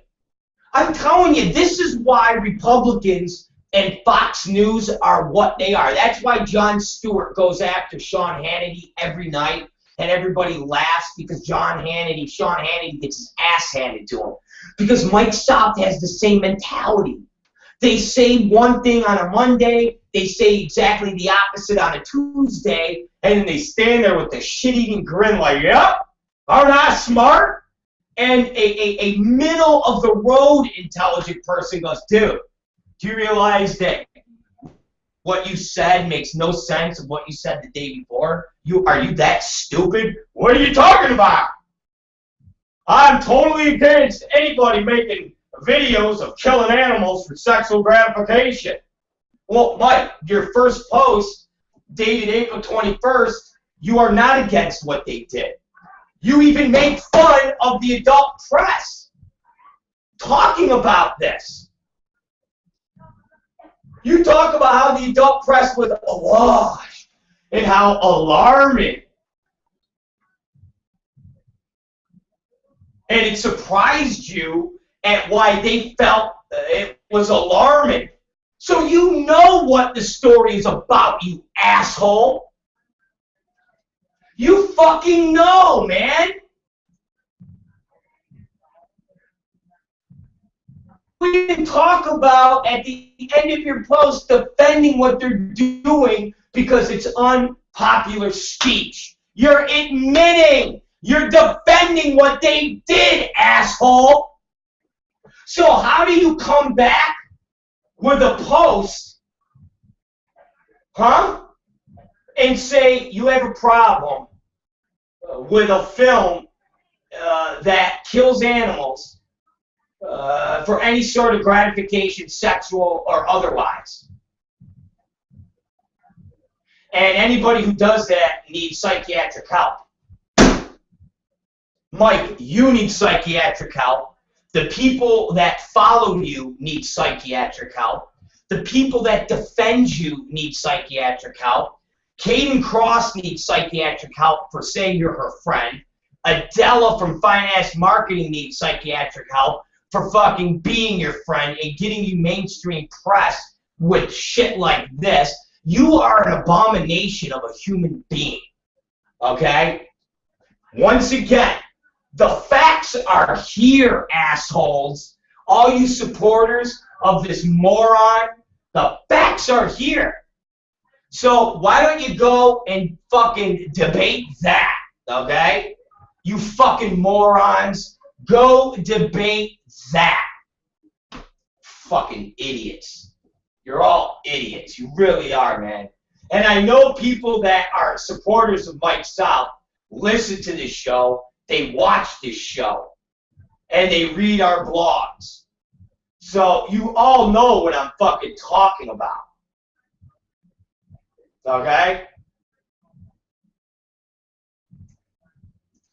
And the fact that you fucking defend and make jokes about this guy just shows that you're all just incredibly stupid. You're all incredibly ignorant, and it's quite entertaining that Mike South is your fucking hero, and it's quite entertaining that people like Lacey Blake and Lurking Retard post 200 times a month to a message board and have no fucking life except for defending somebody that is a animal murderer, that fucks girls and has talent, fuck without tests, and then points the finger at everybody else. you know what, man? You are all made for each other. You really are. You all should get together at Mike's house fucking trailer and just fuck each other up their asses, and then take guns and take turns blowing each other off in the fucking head. I hope you all fucking die. I do. I hope you all die. You're all fucking retards, man. It's the Rob Black Show.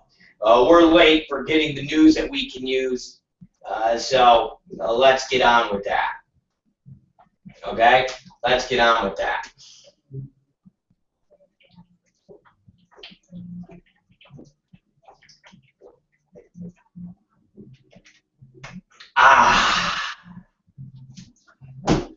Woo! Let's call Katie Summers right now, that sexy motherfucker.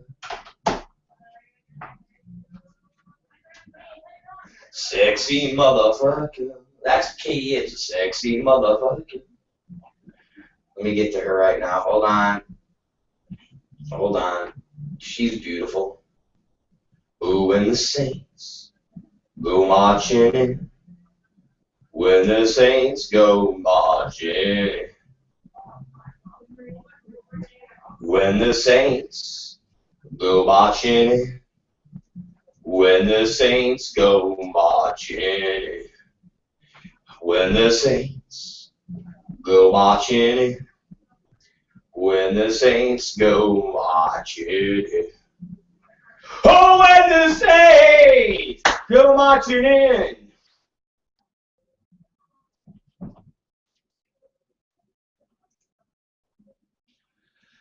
Katie Summers, I gotta love you. And I'm sorry we're a little late, but we had to talk about the animal murderers. Ladies and gentlemen, I'm here with that girl I was talking about in the beginning of the show that got my cock hard and I stuck it in her tight 24-year-old cunt and shot a fucking load. Not once, but woo! Twice! Ladies and gentlemen, Katie Summers is on the phone. She's live on the RobBlackShow.com and AdultFYI.com. And ladies and gentlemen, without further ado, she's here to give us the news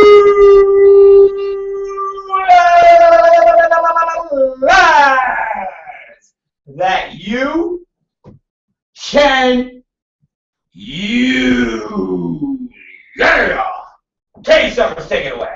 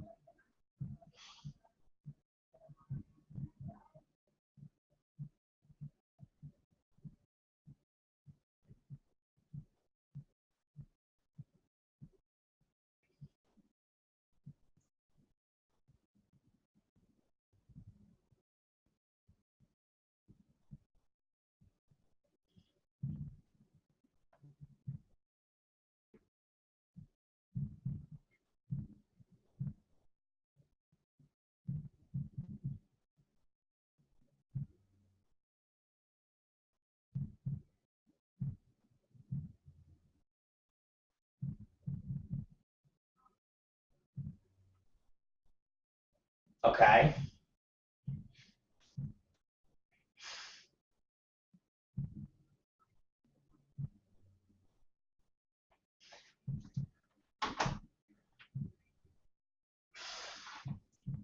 Well, here, wait a minute. Let me explain. Just so all of a sudden the viewers aren't like, first off, they're talking about the film itself. Meaning the First Amendment, free speech, the movie. It's an expression. Meaning, it's kind of like obscenity. Can you get in trouble for watching a movie? So what they're saying is it's protected under free speech, but this is that issue you run into. And it's kind of like my court case, what happened. In order to say it's protected by free speech, that means somebody has to make it. And if somebody has to make it, that means murdering an animal is against the law.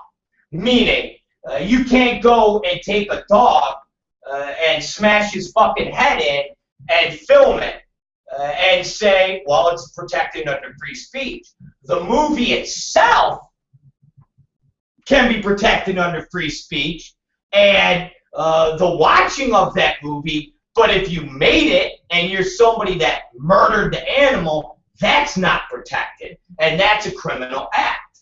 So it's kind of that funny little area when it comes to my court case and what happened in Pennsylvania that our lawyer argued, which is if you're allowed to possess, and this is the argument with obscenity, if you're allowed to possess obscene material, meaning I can possess a video that's deemed obscene, which is fine. You know, we had movies that I took a bust for, forced entry, and ultimately I made a deal and said, all right, I'll go to jail and I'll plead to, you know, a count of obscenity.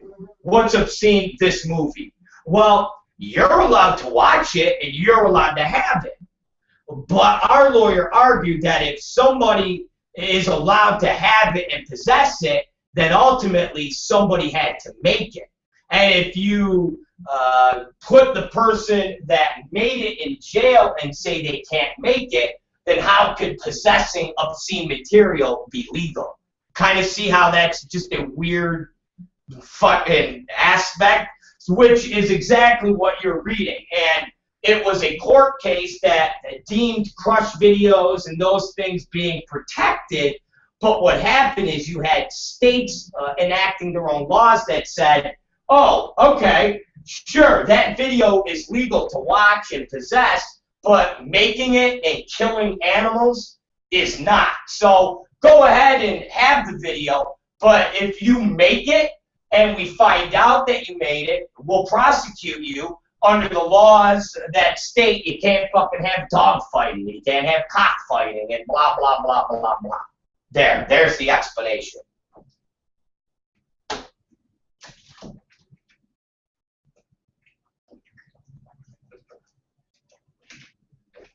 "52 weeks" was a year ago.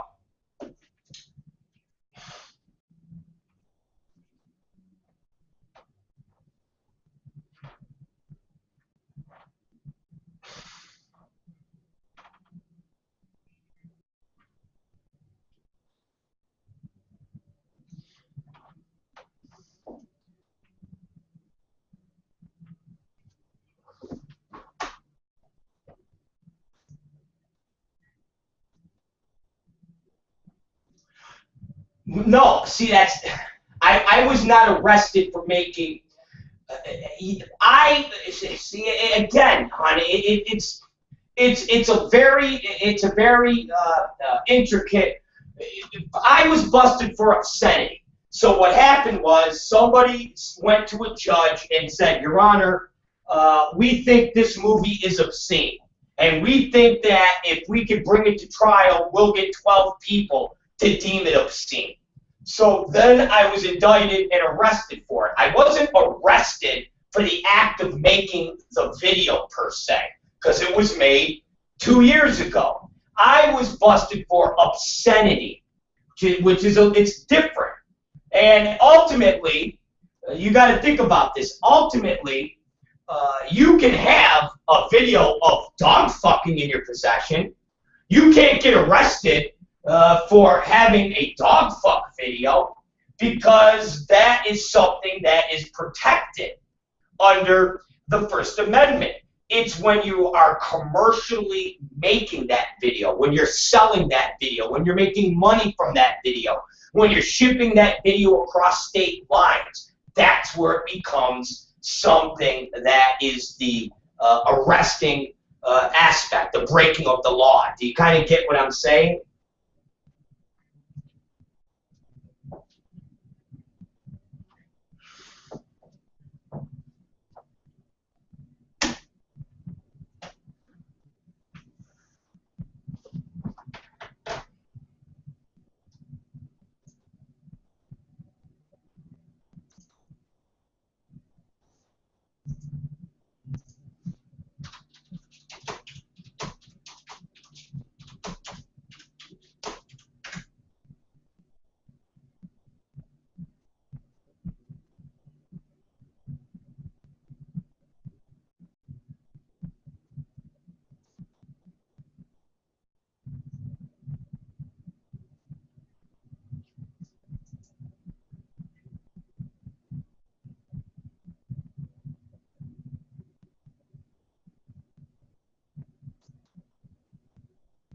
But okay, but let me explain.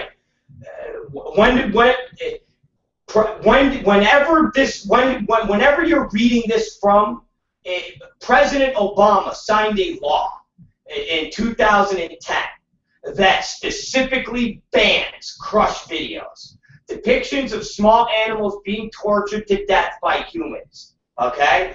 The legislation came in response to a Supreme Court ruling this year striking down a broader congressional law dealing with animal cruelty. Animal Crush Video Prohibition Act criminalizes the creation, sale, and marketing of these specific kinds of videos, which lawmakers have labeled as obscene. Penalties of up to 7 years in prison would be possible.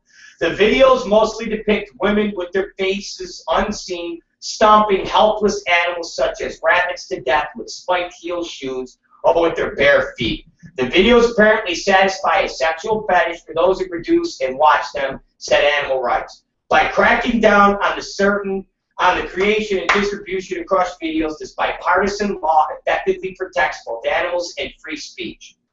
Okay? So, supporters of the High Court, okay, it went to the Supreme Court. Okay, supporters said the High Court ruling opened the door for Congress to craft a narrowly tailored bill aimed at banning this specific type of commercial activity. See, you're basically talking down about the commercial making, and let me explain. The justices in 1999, the Supreme Court, the highest law in the land, struck down a broader law designed to stop the sale and marketing of videos showing dog fighting and other acts of animal cruelty, saying it was an unconstitutional violation of free speech. That specific case dealt with a Virginia man who sold videos of dogs fighting each other at overseas location. But the lone dissenter, Justice Samuel Alito, focuses attention on crush videos. The animals used in crush videos are living creatures that experience excruciating pain. Our society has long banned such cruelty. Okay? The courts have erred in second-guessing the legislation judgment about the importance of preventing cruelty to animals. Alito, at the time, predicted more crush videos would soon flood the underground market because the ruling has the practical effect of legalizing the sale of such videos. Lawmakers had promised to craft bills banning those types of videos. It was unclear if further legal challenges result following the president signing it into law. When it came to dog fighting videos, the First Amendment itself reflects a judgment by the American people that the beliefs of its restrictions on the government outweigh its costs, said Chief Justice John Roberts. Okay? So, do you understand what I'm saying? Nearly every state and local jurisdiction have their own laws banning this treatment of wild and domestic animals and usually handle prosecution. So basically, again, what the Supreme Court said was, here we go. You have that's why Ira Isaacs wasn't indicted and arrested for cruelty to animals, because the dog fuck movies he did not produce. So the slippery, fucked up slope is the fact that you produce the videos. So in turn, when you are selling a crush video, that in itself is something that is protected by First Amendment issues, because the Supreme Court even brings up bullfighting and things like that when people have videos of bullfighting. So what the president did and what Congress said was, we get it. We get it, because you can buy videos that depict animals getting killed. And if you're going to arrest people for having that, that is something that is fucked up and goes against the First Amendment. But we're not talking about that. We're talking about people creating those videos. And all of these instances, especially the Virginia man, which is a lot different than making a crush video. The Virginia man was selling videotapes of dog fighting. So in actuality, he could be getting these tapes from all over the world and selling them. which in turn, he's selling a movie. You can't get him for selling dogfighting videos. You can get him for selling obscene material. That's different. You kind of get it? So the video itself isn't the thing that's illegal per se. It's the act of making it. That's what's illegal. So what President Obama signed bill after all of this Supreme Court decision came out was, hey, you can't make crush videos. You can't make videos depicting killing animals. End of story.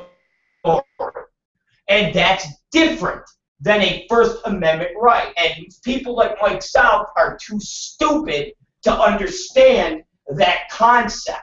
He's too ignorant to understand there's a difference to possessing a movie that is unpopular, and it's different than making that movie. So again, having a dog fuck video, you can have a dog fuck video and the police can't come in and arrest you for having that video. But they can come in and arrest you for fucking the dog and filming it. That's the concept. Do you kind of get it? So,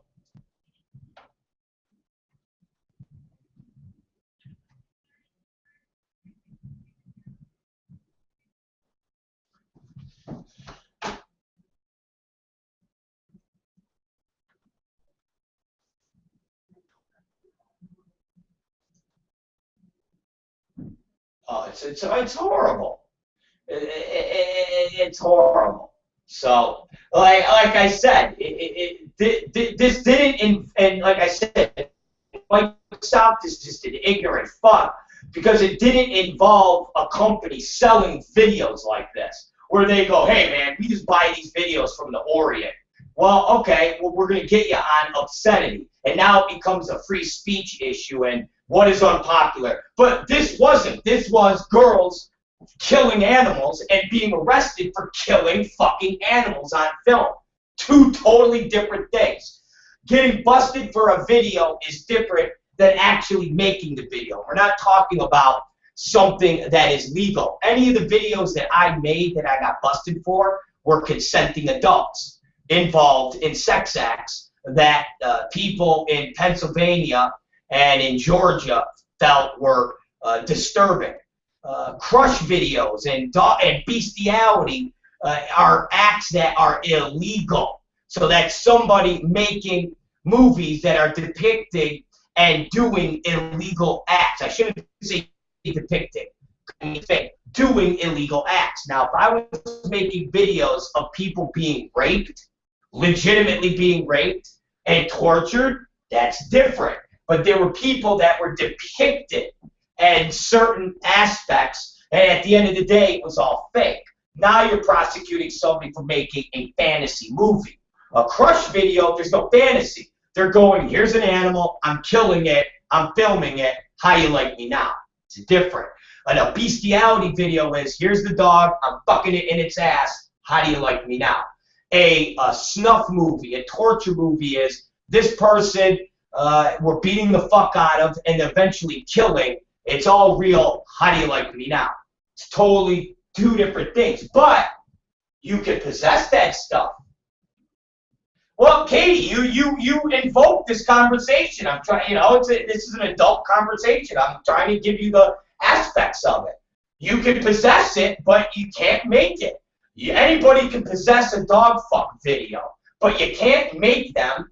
And if you decide to sell them, you can get prosecuted for obscenity. So, there you go.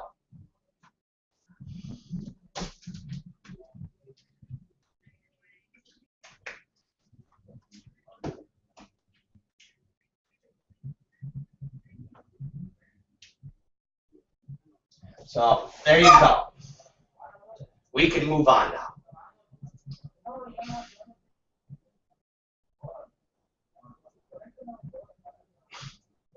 Yeah.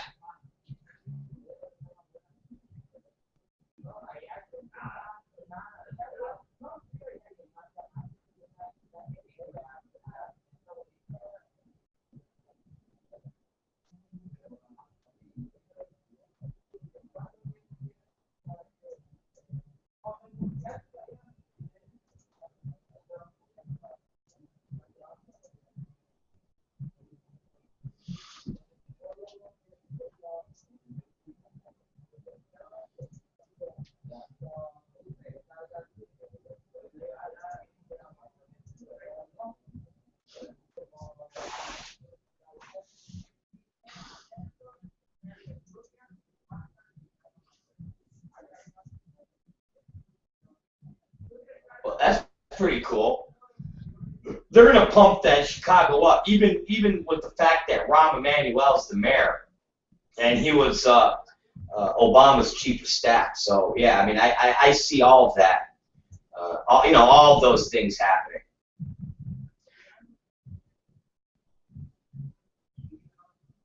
Well, you got to understand something. This is the first president in a while that's actually came from a place that's not, retarded. Remember, Bush is from Texas.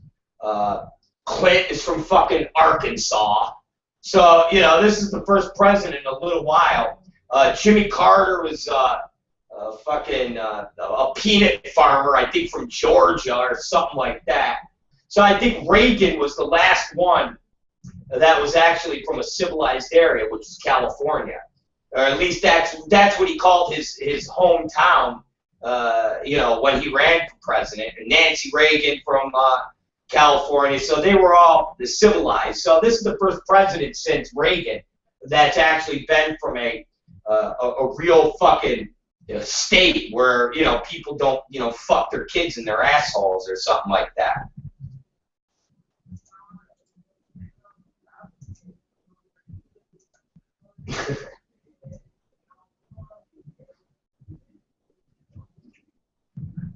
What?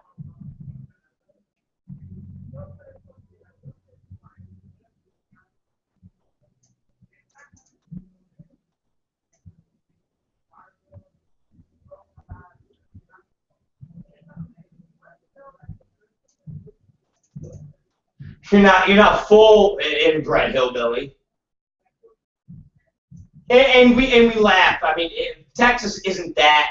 They're not hillbilly. But the funny thing about Texas is, though, that you have Dallas and you got, Houston. But then you got places like fucking Beaumont and shit like that where you're like, oh, Jesus Christ. The fuck? You got El Paso, where you're like, where the fuck am I? So, that's why we joke about Texas. Yeah.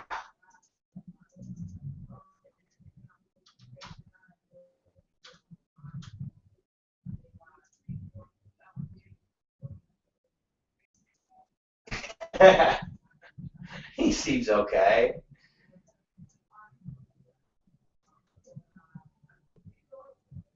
Yeah.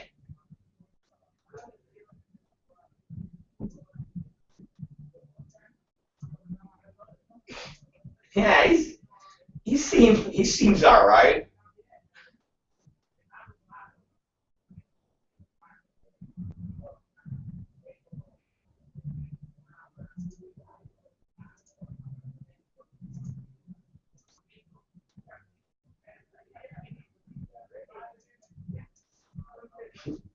Yeah. Yeah, they like moonshine. Nice. We like we like guns too.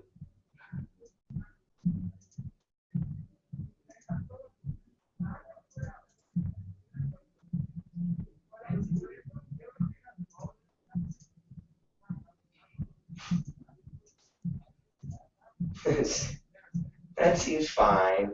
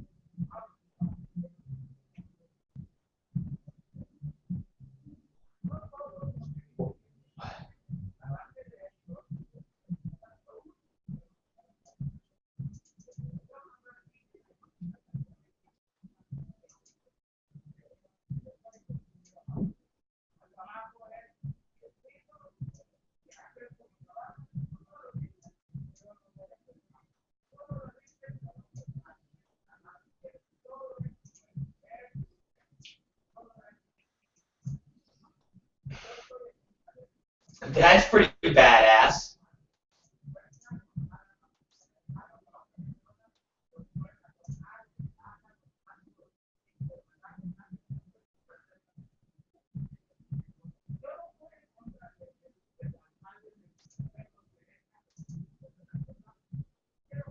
I like that.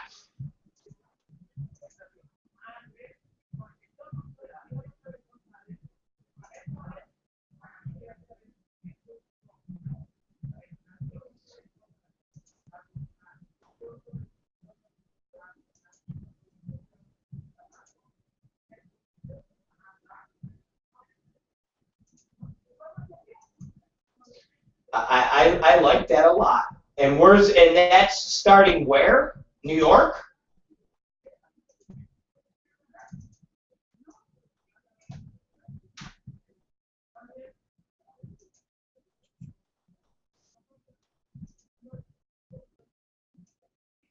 Yeah, I like that. That's really cool.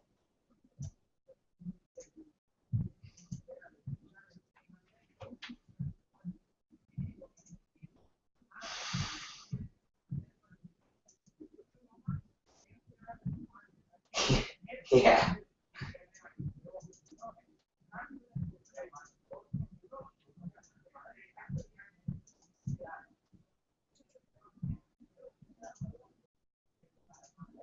I love it. It's great.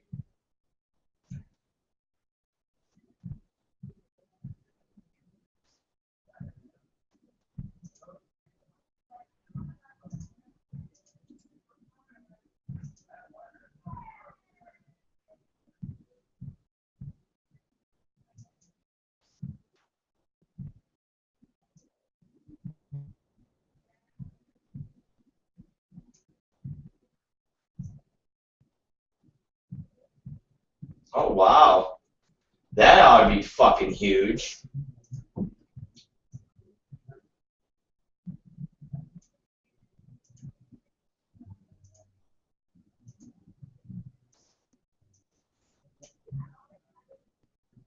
Wow, really?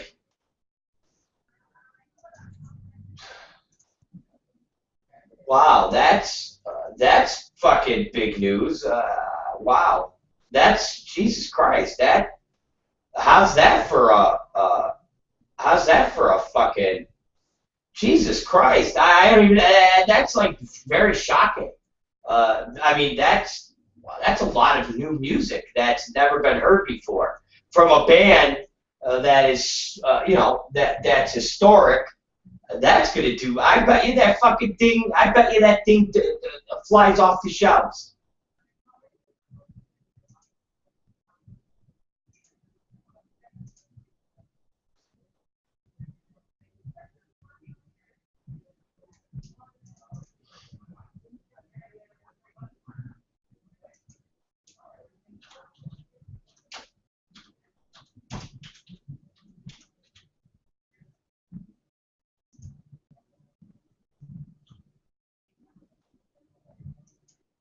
I got you.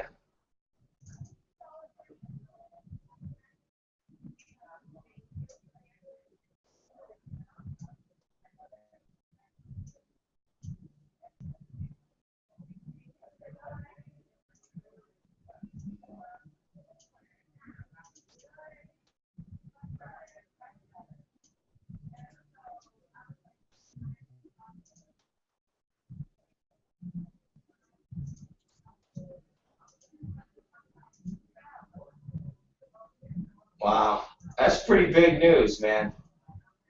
Gotta give them gotta get that's big news. Wow. Okay.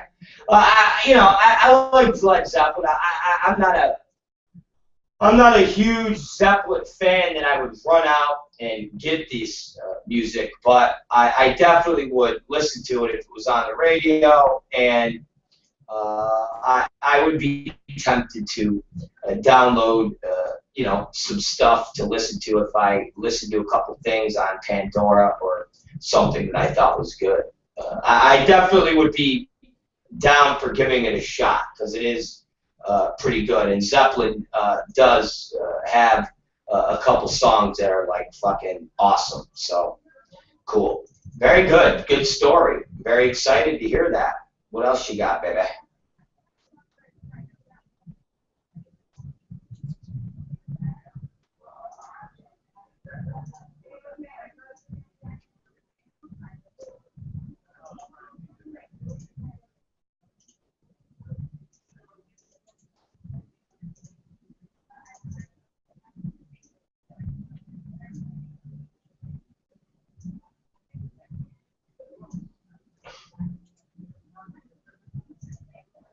Uh-huh.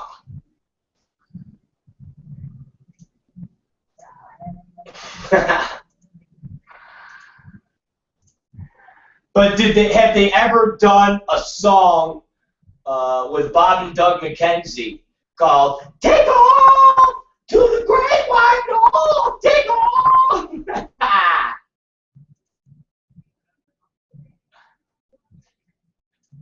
It's a beautiful way to go. Take off. All right, so they haven't done that yet. All right.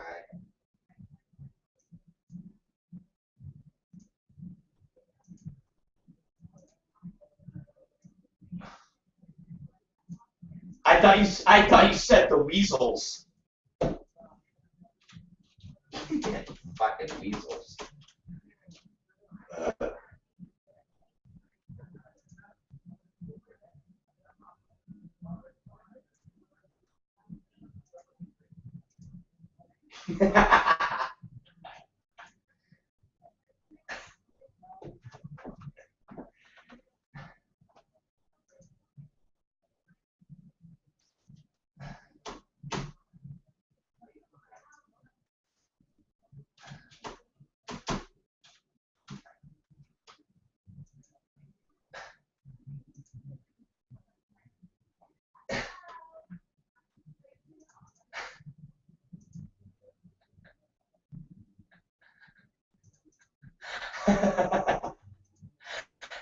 They're fucking great.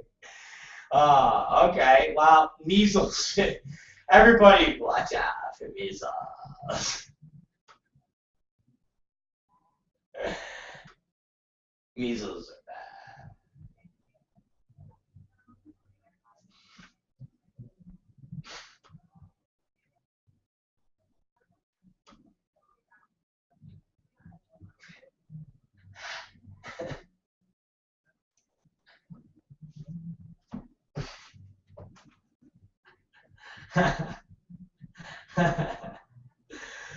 Oh, I love it. I love it. Oh my god. I love I love Sally Draper. I love her. I love her.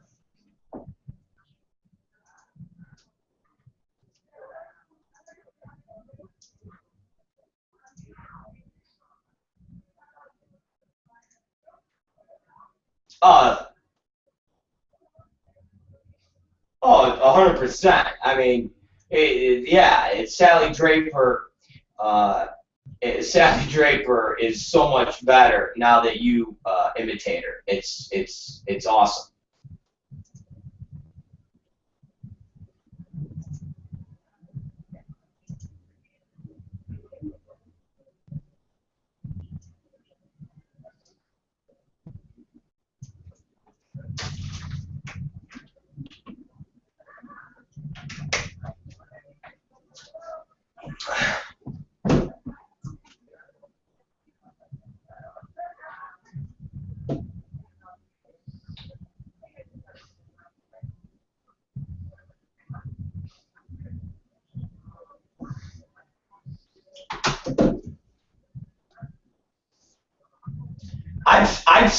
I've seen that before.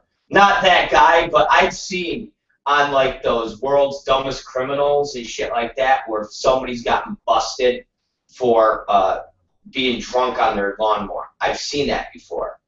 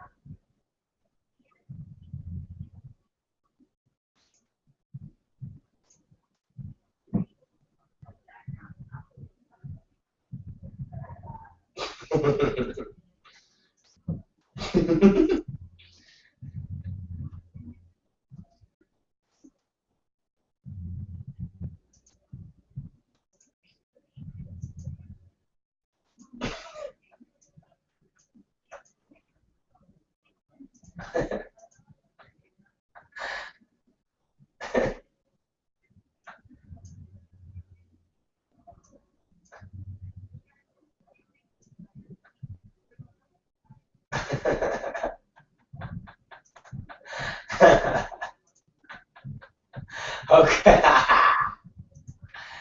I love it. Okay.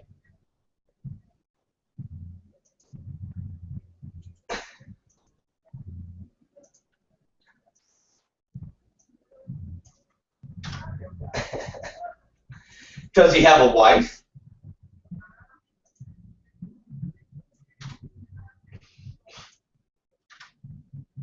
But they didn't have any comments from her, is what you're saying.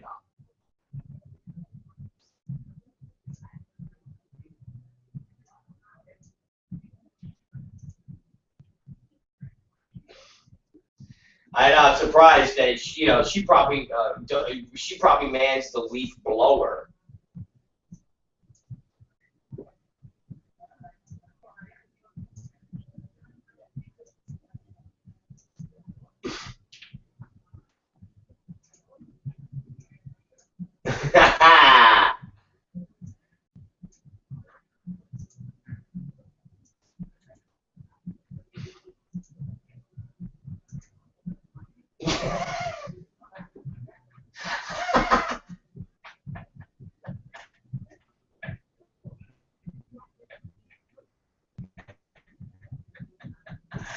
Now, is that the real people, or are you imitating your family?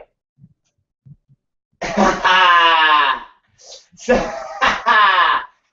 I thought you told me once that your dad got arrested for driving drunk on a landmark.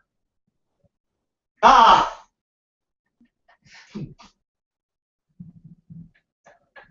Like, Ma, why is Uncle Phil drunk on the landmark?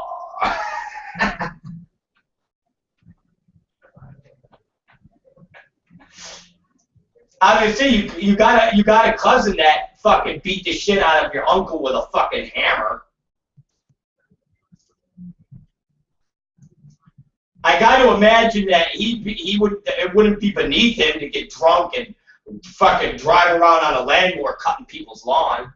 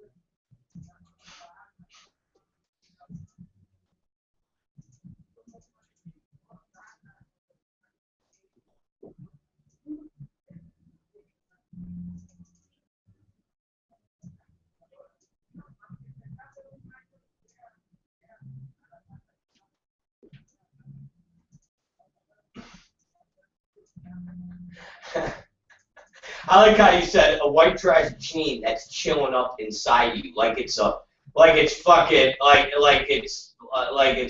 AIDS, like Like it's just some fucking wretched disease that's just chilling up inside you. And it hasn't come out yet. Like, oh my god, it's leaking out.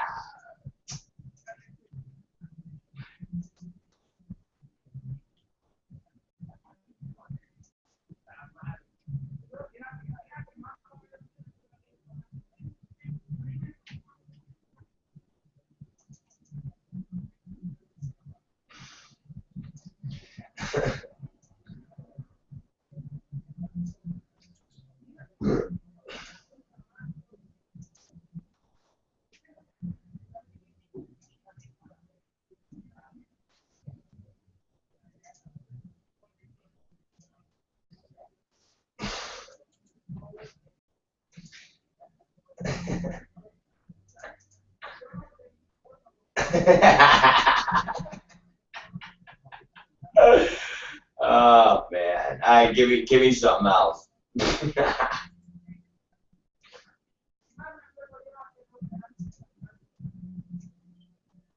Oh no. How do you feel about that?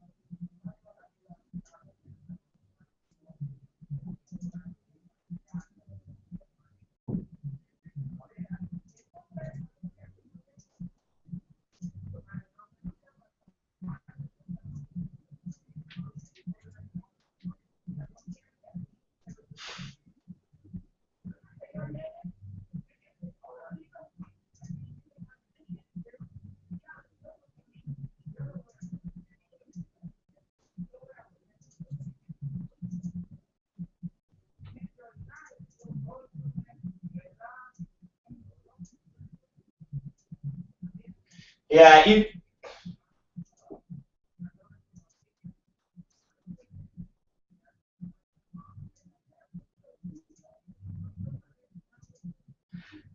yeah. I believe it or not, I'm with you on that. Either make everything 21 or make everything 18. Either or. It's retarded to have everything 18 except drinking is 21. It's kind of stupid, I think.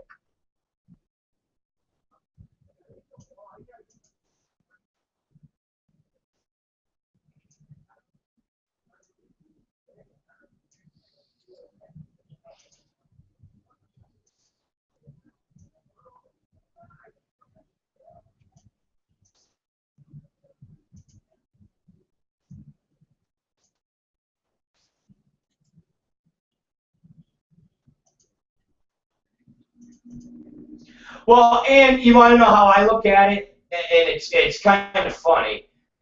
It's easier to abuse, and you got to think about this. It's easier to abuse cigarettes than it is to abuse alcohol. Meaning, when you start drinking at the age of, well, how we all start drinking when we're, we all start dabbling with it when we're like 16.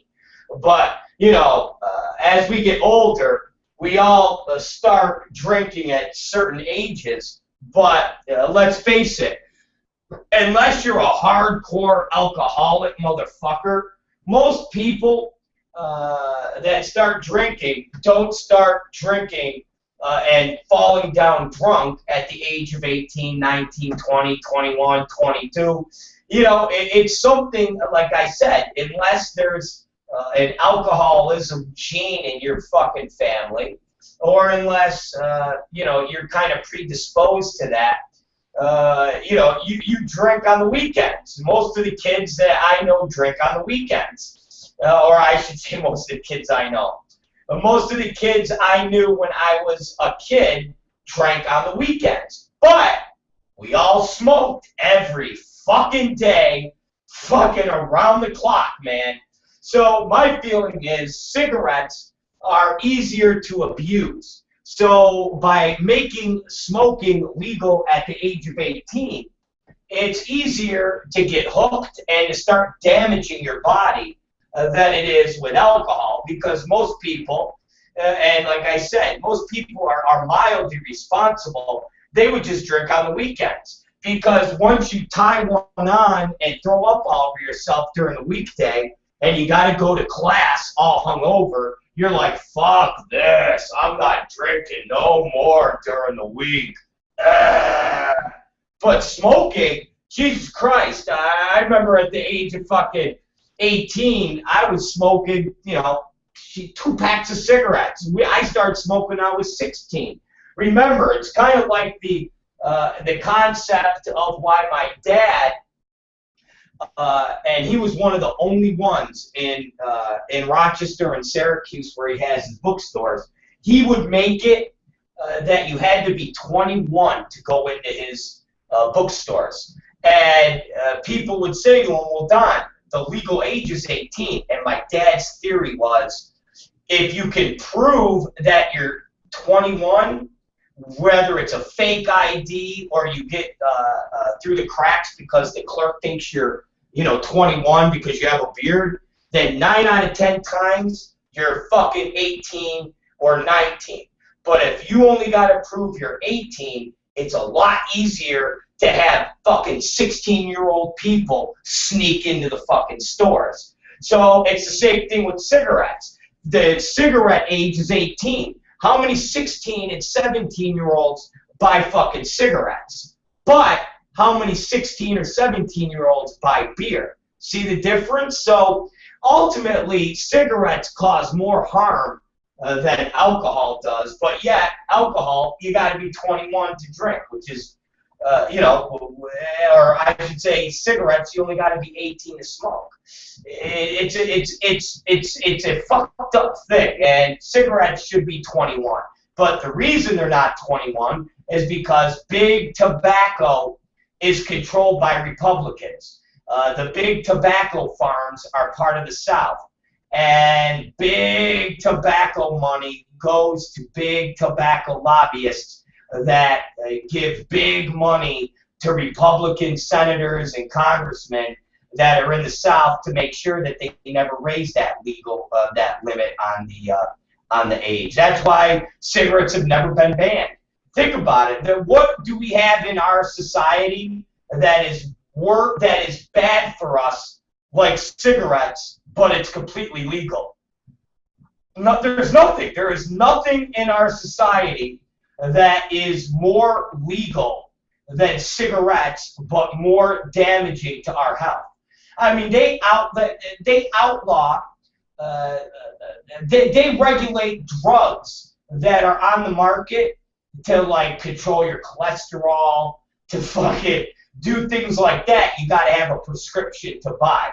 But cigarettes, anybody can buy it, and they kill more people than anything that we have in our society. They kill more people than cars, kill more people than fucking alcohol, kill more people than drugs. Cigarettes, nicotine kills more people in our society than anything else. And yet, it's legal, and you can buy it at the age of 18.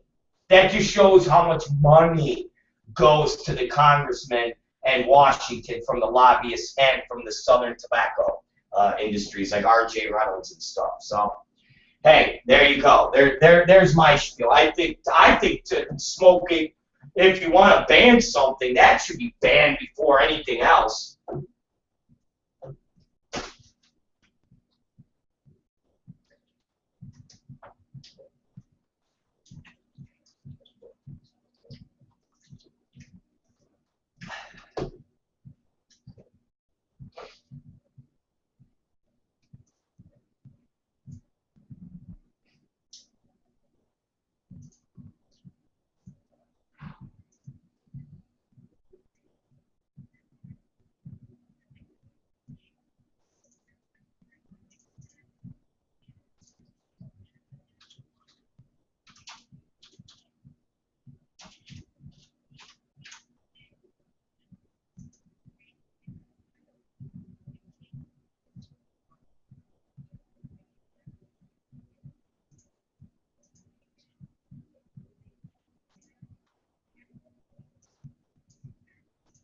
Yeah.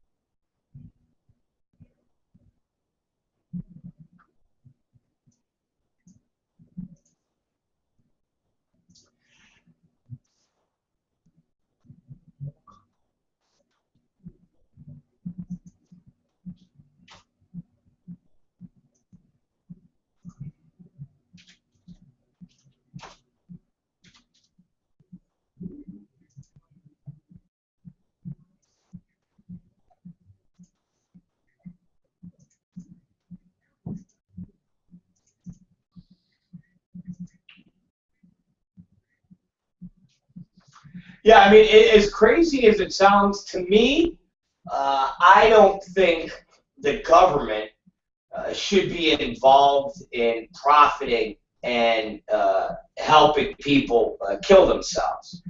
So to me, I think nicotine, tobacco should be banned, and I think marijuana should be banned. But here's my libertarian, and I hate to use that word, but here's my freedom pitch. I believe that if you want to grow marijuana and smoke it, you should be able to do that because it's a plant. If you want to grow tobacco and smoke it, you should be able to because it's a plant, and you should be able to do it for free. I don't believe that the government should be involved in profiting from people's death and destruction.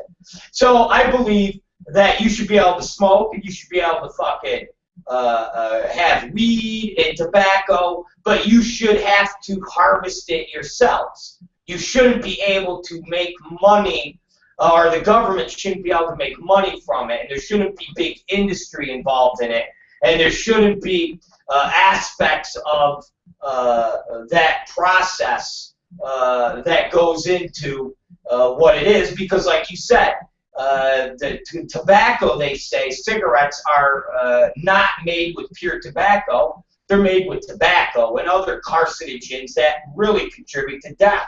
And if tobacco was really just tobacco, that alone wouldn't be as bad for you. The stuff that's really bad for you is all the carcinogens that are in the cigarette. So to me, outlaw cigarettes, outlaw, weed, or I should say decriminalize it, and say, hey, if you want to smoke, grow a fucking tobacco plant and fucking smoke. Go kill yourself. But just take the industry out of it. That's what I feel. Decriminalize it, take the industry out of it, and basically let people fucking harvest it as they wish. That's as retarded as that sounds.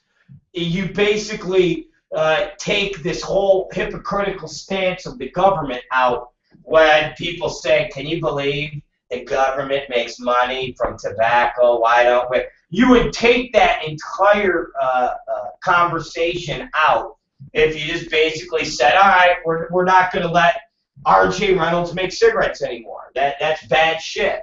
But if you want to grow tobacco, go knock yourselves out. Fuck it, man. Let people grow tobacco. Fuck it. Let people grow marijuana. Fuck it. Decriminalize it. People want to grow poppy seeds. Go grow poppy. Go grow coca leaves. Who gives a fuck? Anything that's natural, we should be able to fucking grow. If you can get high off magic mushrooms because it's a fungus that you can grow and you get high, God bless. Grow it. It's when you start chemically producing things is where I say you get into that area of making shit illegal. But if you could grow it, fuck it. If you grow, go ahead. Grow coca leaves. If you grow coca leaves and they get you fucking high, God bless you. It's when you start processing coca and making cocaine with chemicals, that's when I have an issue. But if you want to grow coca leaves and chew on coca leaves and get a high from it, God bless you. Go for it.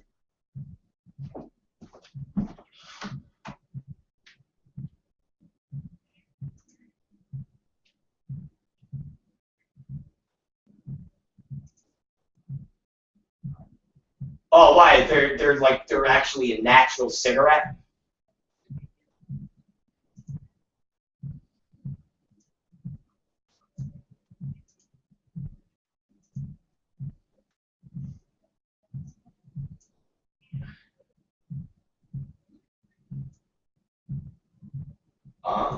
I see.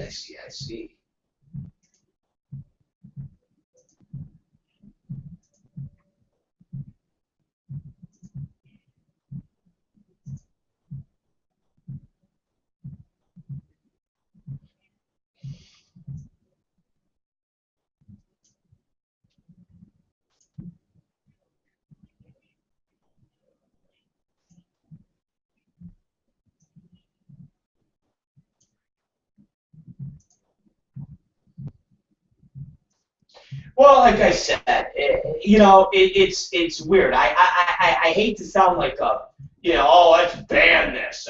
Again, it's a weird thing as far as banning something. It's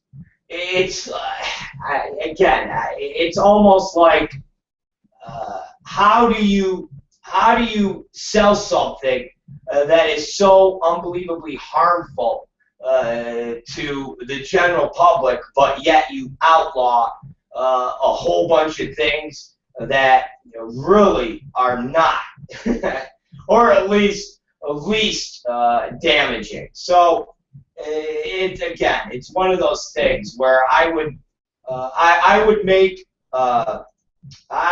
growing of tobacco being legal. I would let people have tobacco, let them grow it, let them harvest it, let them do whatever they want, but take the business, I guess, out of it with R.J. Reynolds and take the lobbying out of it. At least take the fucking lobbying out of it. Take the concept that government makes money off of killing people. Let's at least do that, for Christ's sakes.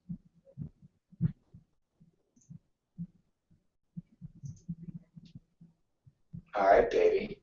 You go and you cam and you make lots of fucking money, you son of a bitch.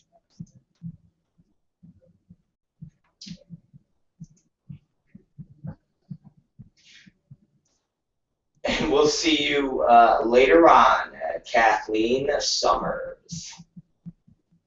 Over. All right, guys, that is it for another awesome night of news that we can use. Yes.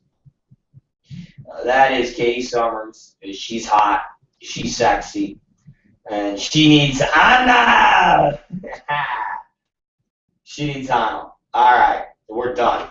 So listen, guys, go to Adult FYI right now, and there's a nice story up there about Tim Tritch, who we call the Angel of Death. Yes, the Angel of Death, and it's actually a response to a Mike South story that was posted on his blog from Tim Tritch, telling everybody that Mark Wallace didn't fake his tests, and he was just a poor, unsuspecting person who had AIDS. So take a read. It's good. It's good stuff, and you will enjoy it. You will be glad that you read the article.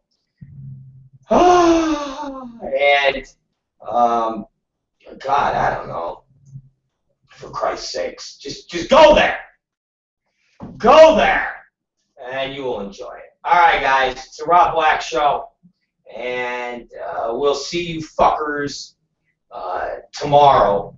And let's not forget, it is Friday, and we are winding down with our night show. And I don't really know if we'll have anything planned as people want us to do for the night show, like some type of party, because we're not going anywhere. We're just changing our times. We're just changing our times. Nothing too too big of a deal. We're just changing our times. That's all. That's it. Okay? That's all we are doing is changing our times. So, anyways, guys, join us tomorrow at noon. Okay? Join us tomorrow at noon, and we'll be here as always, kicking ass and telling the truth and exposing all these morons for exactly what they are, which are retarded, inbred assholes. And we'll be back doing it at noon until 3 o'clock. And then Katie Summers will be giving us all sorts of news that we can use. So, we'll see you guys tomorrow. And as always, we're going to be signing out here with a little Slayer. Yes, ladies and gentlemen. Slayer. And a little Angel of Death.